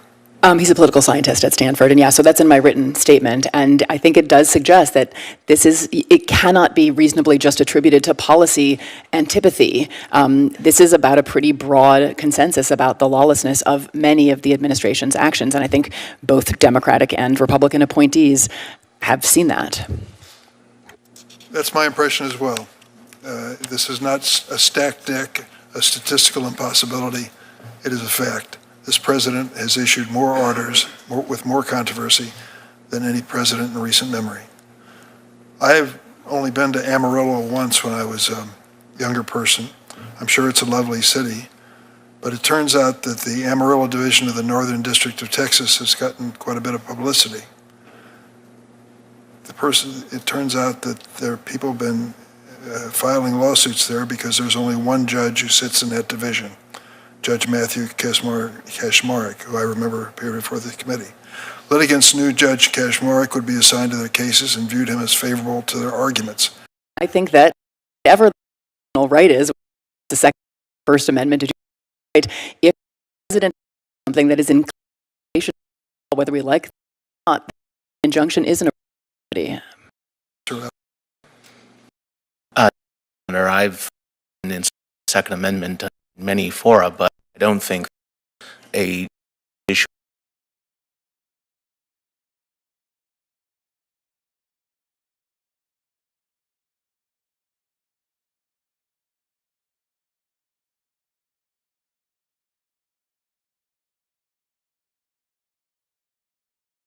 now, and we saw previously. We actually aren't seeing it now, but I do think that regardless of who the president is, these single judge divisions are a problem that Congress would be well served to address. Thank you very much. Thank you, Chair. Thank you. Senator Hawley. Thank you very much, Mr. Chairman. Mr. Chairman, it's great to have this hearing. Thanks for calling it. Thanks to all of our witnesses for being here. Professor Shaw, nice to see you again. Let me just start with you, if I could, Professor Shaw. You talked about the fact that there have been lots of rulings against the Trump administration. That's absolutely statistically true. I disagree with almost all of them. In fact, I think all of them. But the issue of this hearing really isn't the rulings, is it? It's the remedies. Would you agree? And those are distinct things. You may think that the ruling is quite correct, but that's actually not what we're talking about here today. We could have a hearing on that. Maybe we should. But we're talking today about the remedy. And the question is a remedy that binds parties who are not before the court, is that an appropriate thing? I mean, aren't you concerned about judges binding non-parties in their remedies? You may love the ruling, but even if you do, don't you think it's a little bit anomalous for courts to be going out there and binding parties who are not before them? I mean, is that something we want to encourage? Senator, I think that judges have been issuing rulings that impact non-parties since Marbury versus Madison, right? So you're not concerned about it? I'm not. I absolutely think that they can be abused, and Well, they no, wait a have minute, been wait a minute. You were very concerned about it just a couple of years ago. Yeah. You said in response to a nationwide injunction on the Biden FDA's mifepristone rules, and I quote, "This injunction's a travesty for principles of democracy, notions of judicial impartiality, and the rule of law." I think I've been consistent today. That was issued by Judge Kaczmarek in a single judge division. They're a problem. Those are a problem. With him personally? Wait, No. So your testimony is if it's issued by Judge Kaczmarek, it's bad? No, sir. It's personal? That is not my testimony. So is the problem with the injunction? You were criticizing the universal injunction here. Issued by a judge in a single judge division. I've been very clear today So that those are a issued problem. by a Republican judge in a Republican division, then it's bad. No, Senator. Otherwise, it's fine. No, Senator. I think that single judge What is divisions are the a problem. principal difference? I'm looking for a principle. I understand you hate the president. I understand you love all of these rulings against him. You and I both know that's not a principle. You're a lawyer. What's the principle that divides when issuing a nationwide injunction is okay when it's not? When the Biden administration was subject to nationwide injunctions, you said that they were travesties for the principle of democracy. You didn't say the referral to Judge Kaczmarek was a travesty. You said his injunction was a travesty for principles of democracy. Yeah. So, in other words, the translation is just you didn't like the outcome. Is that right? No, Senator. Look, we're talking about, I don't think Article 3 precludes this form of relief. So we are talking about prudential considerations. Prudential meaning political? No, Then no. give me, so far I have yet to hear it. You've been questioned by multiple senators. I have yet to hear a principle other than the fact when you like the ruling, you think it's great to apply it nationally, including non-parties. When you don't like the ruling, it is a travesty for the principles of democracy, notions of judicial impartiality, and the rule of law. Look, Senator, I'll say I think I am self-aware enough to know that my view of the underlying legal question, I am sure colors my perception of the remedy. I think that we should all acknowledge that.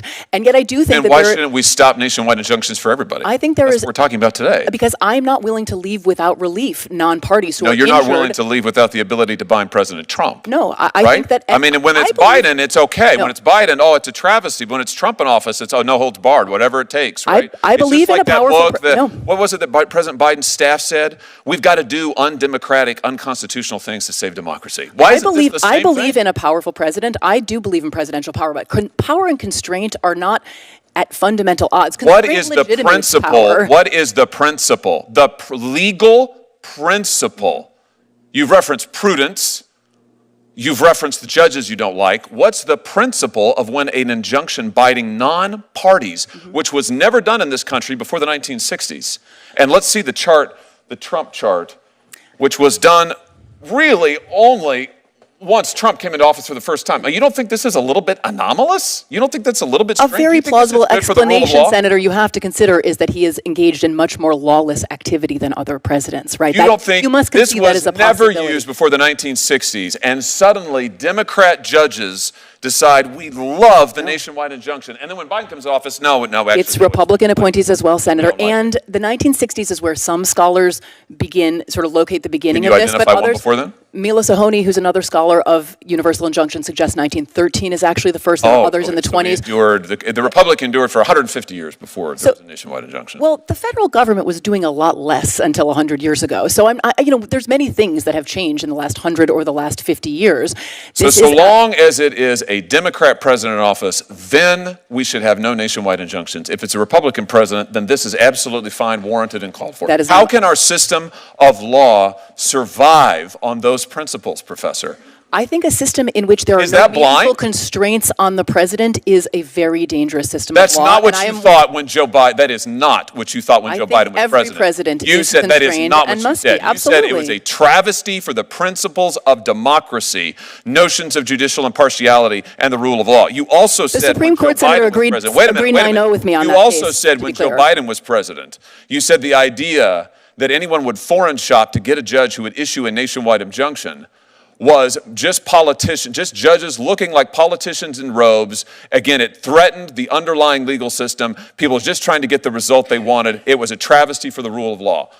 But you're fine with all of that if it's getting the result that you want. Sir, the Supreme Court agreed unanimously with me in that case, right? There was no standing. The case should never have been allowed to proceed. And the combination of parties without standing and the single judge division. No. We're talking. No, they did not. They did not issue a ruling on the nationwide injunction. You criticized the injunction nationwide. Listen, issued in a case we where can go no round one and had round on this. standing. Here's the thing. We've now gone 6 minutes, and Senator Kennedy had you for 6 or 7. You couldn't identify a single principled basis. We all know the truth here, which is it's not just you.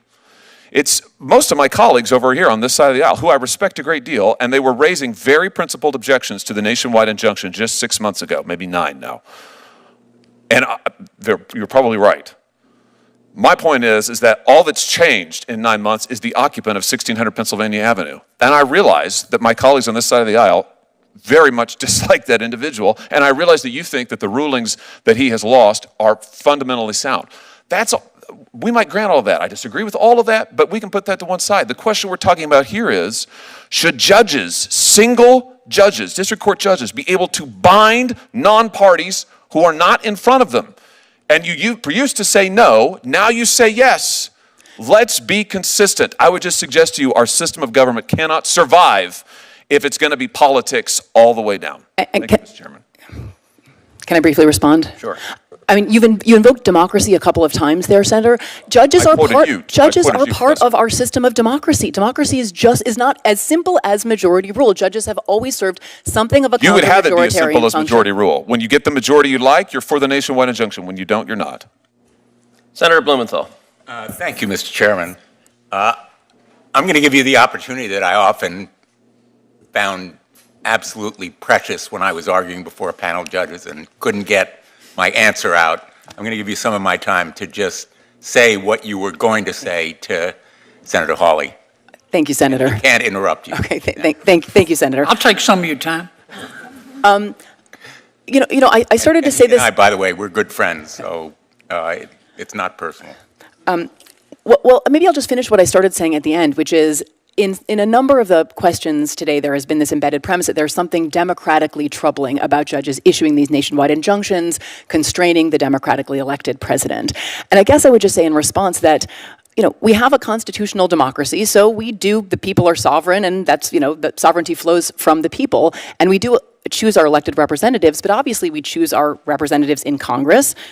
Congress passes statutes, the president signs them, and many of the rulings we are talking about were predicated on executive branch violations of statutes that Congress passed. So the rulings in many ways are about protecting and reinforcing democracy.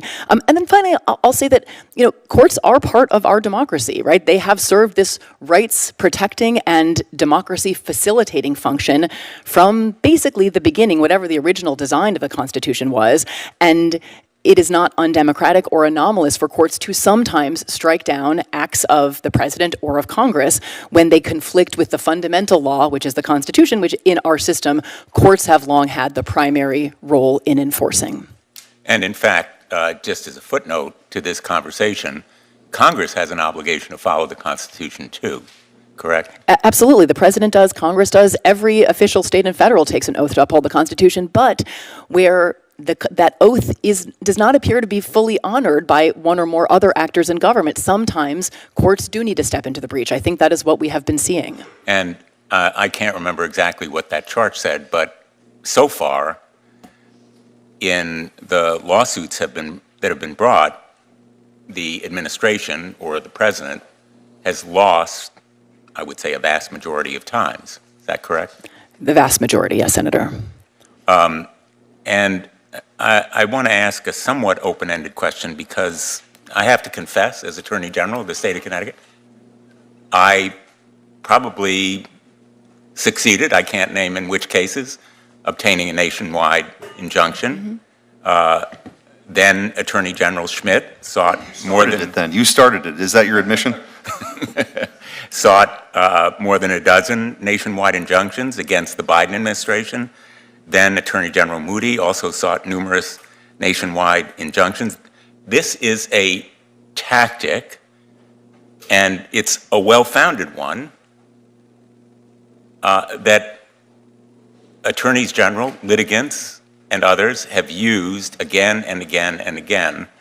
And it shouldn't be a partisan issue. Nationwide injunctions shouldn't be a partisan issue. And when I say they did it, I'm not being accusatory. I confess I did it. And I don't know about then Attorney General Whitehouse. He can speak for himself, but it should not be a partisan issue, should it? I agree that it shouldn't be, and that, but of course, yes, it has been. I mean, I think that despite the somewhat heated exchange I was just having with Senator Hawley, I do think that we don't want judges to be sort of driving the train of policymaking, and there are absolutely, there may be points and there may be contexts in which it does feel as though some fundamental change to the way judges consider nationwide injunctions, how much there's some critique that the merits have become the entire analysis, and that some, there should be some prescriptions that are different about the kinds of harms that should be, the way harm should be evaluated or assessed. So I do think there are, again, back to the sort of prudential point, there are absolutely reforms that I think that there could be some... Just to take, and I apologize for interrupting, but I am running out of time. Yeah, sorry. To take Senator Hawley's point about looking for a principle, a jurisprudential lodestar here, maybe we do need some refinement on a bipartisan basis to provide some guidelines to district court judges, some of whom come to work on their first day and are presented with litigation that determines whether or not kids get health care or whatever in parts of the country they've never visited, in towns they don't even know how to pronounce. Right. So, and whether that comes from a rule change, Supreme Court guidance, something legislative, I am not sure, but I think there could well be bipartisan consensus around clearer standards that guide judges asked to consider requests for nationwide injunctions. And that would probably increase the credibility of what courts do if they could point to standards that were not just personal preferences or whims or, perhaps subconscious political leanings. I agree with that, Senator. Thank you. Thanks, Mr. Chair. Thank you. Senator Blackburn. Thank you, Mr. Chairman. Professor, I do want to come to you, and I want to return to the conversation about calling the Supreme Court justices evil. You host a podcast, correct? Yes, Senator. And that is called Strict Scrutiny, correct? Yes, Senator. Okay. You made those comments on your podcast. And, Mr. Chairman, I would like to submit the recording of that podcast for the record. Without objection. Thank you, Mr. Chairman.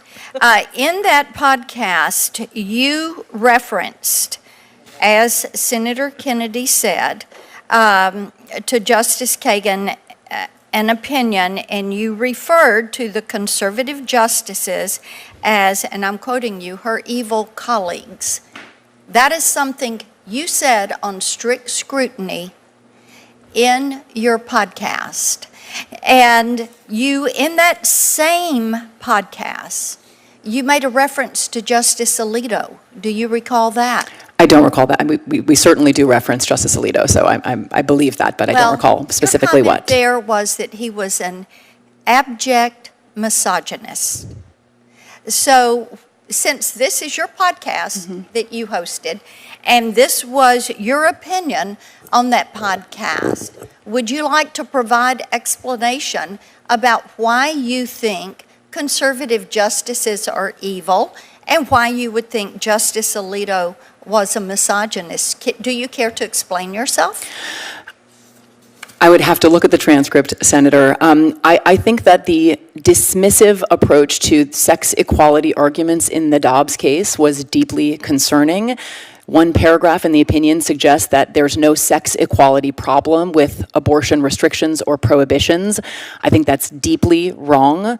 And in the more colloquial sort of mode of a podcast conversation, that is probably what I intended to convey, that he discounted very serious sex equality concerns. You were angry and you let your emotions get the best of you, is basically what you're saying. I don't think I'm saying that, Senator. I was having a conversation, and I am sure I was criticizing Justice Alito. We frequently do on my podcast. Okay. Would you call that lack of respect? As podcast, in the context of a podcast, we frequently, I will stipulate that we frequently demonstrate a lack of respect for writings of the Supreme Court justices. That is good to hear that from you, that you have that admission of guilt. So thank you for that. I've got a question for the entire panel. There was discussion about Section 1507 and protesting outside of judges' residences, justices' residence. And I've got a bill, the Protecting Our Supreme Court Justices Act, and it would deter intimidation of Supreme Court justices. And in the exchange Senator Cruz had earlier, he referenced that purposeful intimidation. This would change, it would increase the maximum term of imprisonment for violation of Section 1507 from 1 year to 5 years, and increasing the maximum time, jail time for a protester under 1507 is, I think, an effective way to deter this intimidation of our justices. So I'd like to hear from each of you on this. Professor Blackman, I'm going to come to you first, and then just a very quick, short answer from each of you. Sure. I think it's a good idea, and I think it should be enforced vigorously as well. We mentioned Judge Kaczmarek before. He's had several death threats against him. They resulted in plea bargains, so I think there's a serious problem that needs to be addressed with enforcement. Okay. Professor Shaw? You know, I think that any law that also touches protected First Amendment conduct would need to be scrutinized carefully, so I would need to take a look. I'm not prepared to take a position here. Violence outside of a... No, this is about protest outside of... Protest or... Intimidation. Right. Okay, so violence, absolutely. I mean, if we're talking about increasing penalties for violence, I would absolutely support that, yes. Okay, great. Professor? I certainly think we need to carefully scrutinize the level of violence and the threats against Supreme Court justices and other judges, as we saw when there was a threat against Justice Kavanaugh's life, right, an attempted threat against him and his family. So it underscores the seriousness of the issue, and I think it's important for Congress to take a look at this. Thank you. Thank you, Mr. Chairman. Thank you. Senator Hirono. Thank you, Mr. Chairman. I kept hearing one of my colleagues accusing you, Professor Shaw, of disliking nationwide injunctions only when it is applied to Democratic presidents. He tried so many times. That is not what you said. That is certainly not what I heard. What I heard you say was in those instances where there's a single judge in a district, that can lead to foreign shopping, judge shopping, which is exactly what happened in Amarillo, Texas. And you said that is something that Congress could address. I think that is a fair depiction of what you testified to.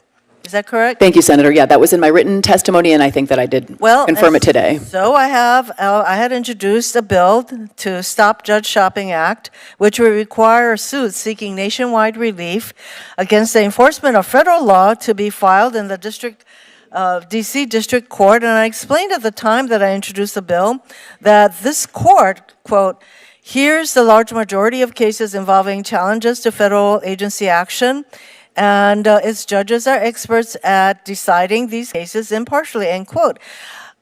that is one of the ways that we can address the issue of foreign or judge shopping, which you did address once again today. Correct? Yes, Senator. Yeah, I wish we could take that bill up.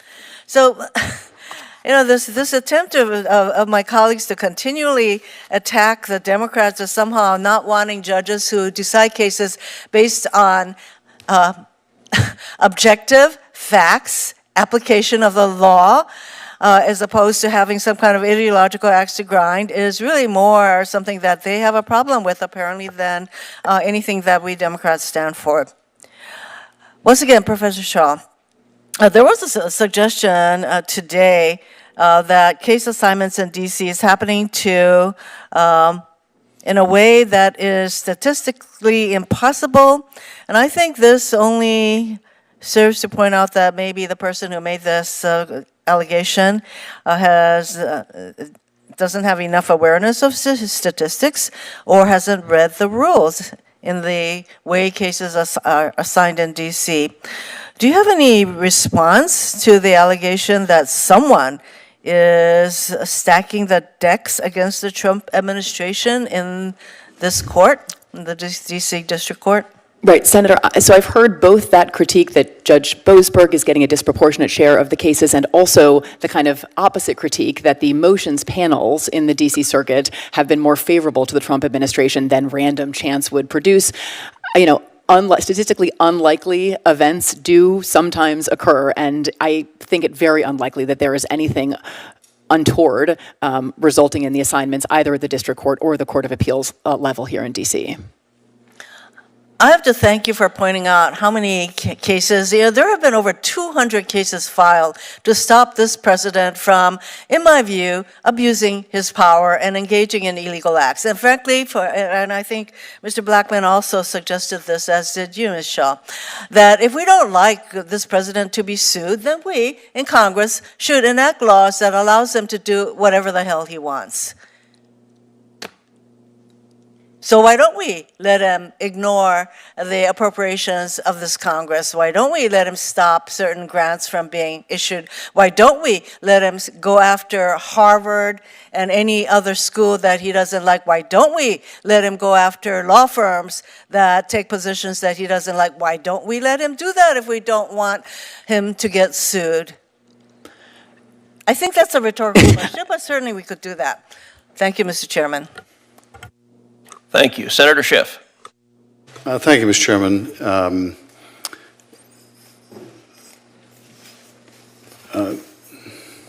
Michelle, I wanted to ask you about some of the threats we're seeing on the judiciary, but let me preface it by quoting the president, who has called federal judges who rule against him communists. He's called them lunatics. He's called them monsters. He has said that they hate the United States. Of course, he called for the impeachment of Judge Boasberg, said the court system is radicalized and incompetent. His advisor, Stephen Miller, has threatened to suspend the writ of habeas corpus if judges essentially don't fall in line. And as a result, we're seeing judges' lives threatened and their family members' lives threatened. Let me start with a threshold question in terms of a president making these personal attacks on judges for ruling against him, or the policies against the policies of the administration. Have we any experience in our history with this? I mean, there have been presidents, of course, who've been deeply disappointed in judges they've appointed, and of course, many of these judges ruling against Donald Trump or people appointed by Donald Trump. But have we ever seen a president make these kind of sustained and personal attacks on members of the judiciary? Senator, look, I would say that obviously tension between, sometimes very heated tension between elected officials and judges, presidents and judges who rule against them is nothing new. But I agree with you that there is something different about the tenor of the rhetoric that we are hearing today. And I think that some of the specific suggestions, and maybe I'll offer a couple of examples. One, I do think that including family members of judges in the attacks on judges' rulings is something that, to my knowledge, we have not previously seen members of public office engage in. the proposals to impeach, right? So there's been rhetoric, but also actual resolutions introduced in the House to impeach federal judges for the substance of their rulings is also something that I don't think we've seen. We've obviously impeached federal judges before. That's a constitutional remedy for very serious misconduct, bribery, corruption. Obviously, if the judges engage in treason, bribery, and other high crimes and misdemeanors, impeachment is the remedy. But we've never seriously entertained the possibility of impeaching judges for the substance of their rulings. And so I do think that those threats represent sort of a new escalation that is deeply concerning. Well, I would certainly agree. I tried one of those judicial impeachment cases of a judge named Porteous, and it was for bribery and other like serious offenses. Certainly not for upholding the law or the Constitution or having a different view of the law or Constitution than a president. In terms of the family members, it's not just the president's criticism, but at least while he was serving as a special employee, Elon Musk was pushing out these threats against members of the Judge Boasberg's family, I think tweeting out or retweeting content identifying who the children are or where they work. And that is just amplifying the danger to these family members. Tell us a little bit about this phenomenon now of people sending pizzas to judges and the implicit threat in that.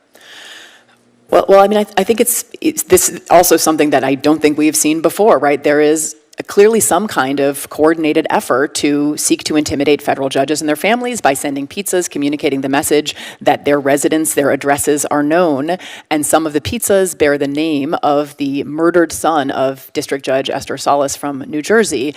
And the message there, I think, is a very clear one of very serious threat, and I think judges are taking that threat, and the marshals are as well, from the reporting that we've seen, very seriously. And last question, if you could help Professor put this in the broader context for us, because this attack on judges and the judiciary isn't happening in isolation. We've seen the president now turn on Leonard Leo because these ultra-conservative Federalist Society-approved judges are not proving too right-wing enough for the president. But this comes in the context of the administration also going after law firms. It seems very much a part of a concerted effort to attack the rule of law and using the law to defend people's rights. Tell us a little bit about the broader context. I do think that attacks on judges and attacks on law firms are of a piece. They seem designed to seek to neutralize sources of countervailing authority and opposition to this administration. And if law firms can't take on unpopular causes because they are scared to run afoul of the president, and if judges are scared to rule against the president, then we really have lost any meaningful check on a president. And as I said in my opening remarks, I think if the Constitution is committed to a single principle, it is limits on power, right? No absolute power. And I worry that we are on a path toward few, if any, meaningful limits on the president. Thank you for your testimony today and for speaking truth to power. Thank you. Thank you, Senator Schiff. I will also note that when it comes to rhetoric against judges, that it was Democratic leader Chuck Schumer who stood on the steps of the Supreme Court and threatened the justices by name, and one of many left-wing commentators who's amplified that message is a fellow named Ian Millhiser, who, when the leak of the Dobbs opinion happened, he tweeted out, quote, "The draft Roe opinion appears to be as bad as expected, but I'm glad it leaked because this leak will foster anger and distrust within the irredeemable institution that is the Supreme Court of the United States." And I guess he decided that rhetoric was not overheated enough because then he tweeted, quote, "Seriously, shout out to whoever the hero was within the Supreme Court who said, F it," although he did not abbreviate that, "let's burn this place down." That is the angry, unhinged language from the left that has been directed at the court when they dislike the decisions. I want to thank each of the witnesses for joining us today. I want to thank Senator Schmidt for co-chairing this joint subcommittee hearing. Written questions for the record can be submitted by senators up till June 10th at 5 p.m. and the witnesses are asked to respond to any written questions for the record by 5 p.m. on June 17th. And with that, this hearing is adjourned.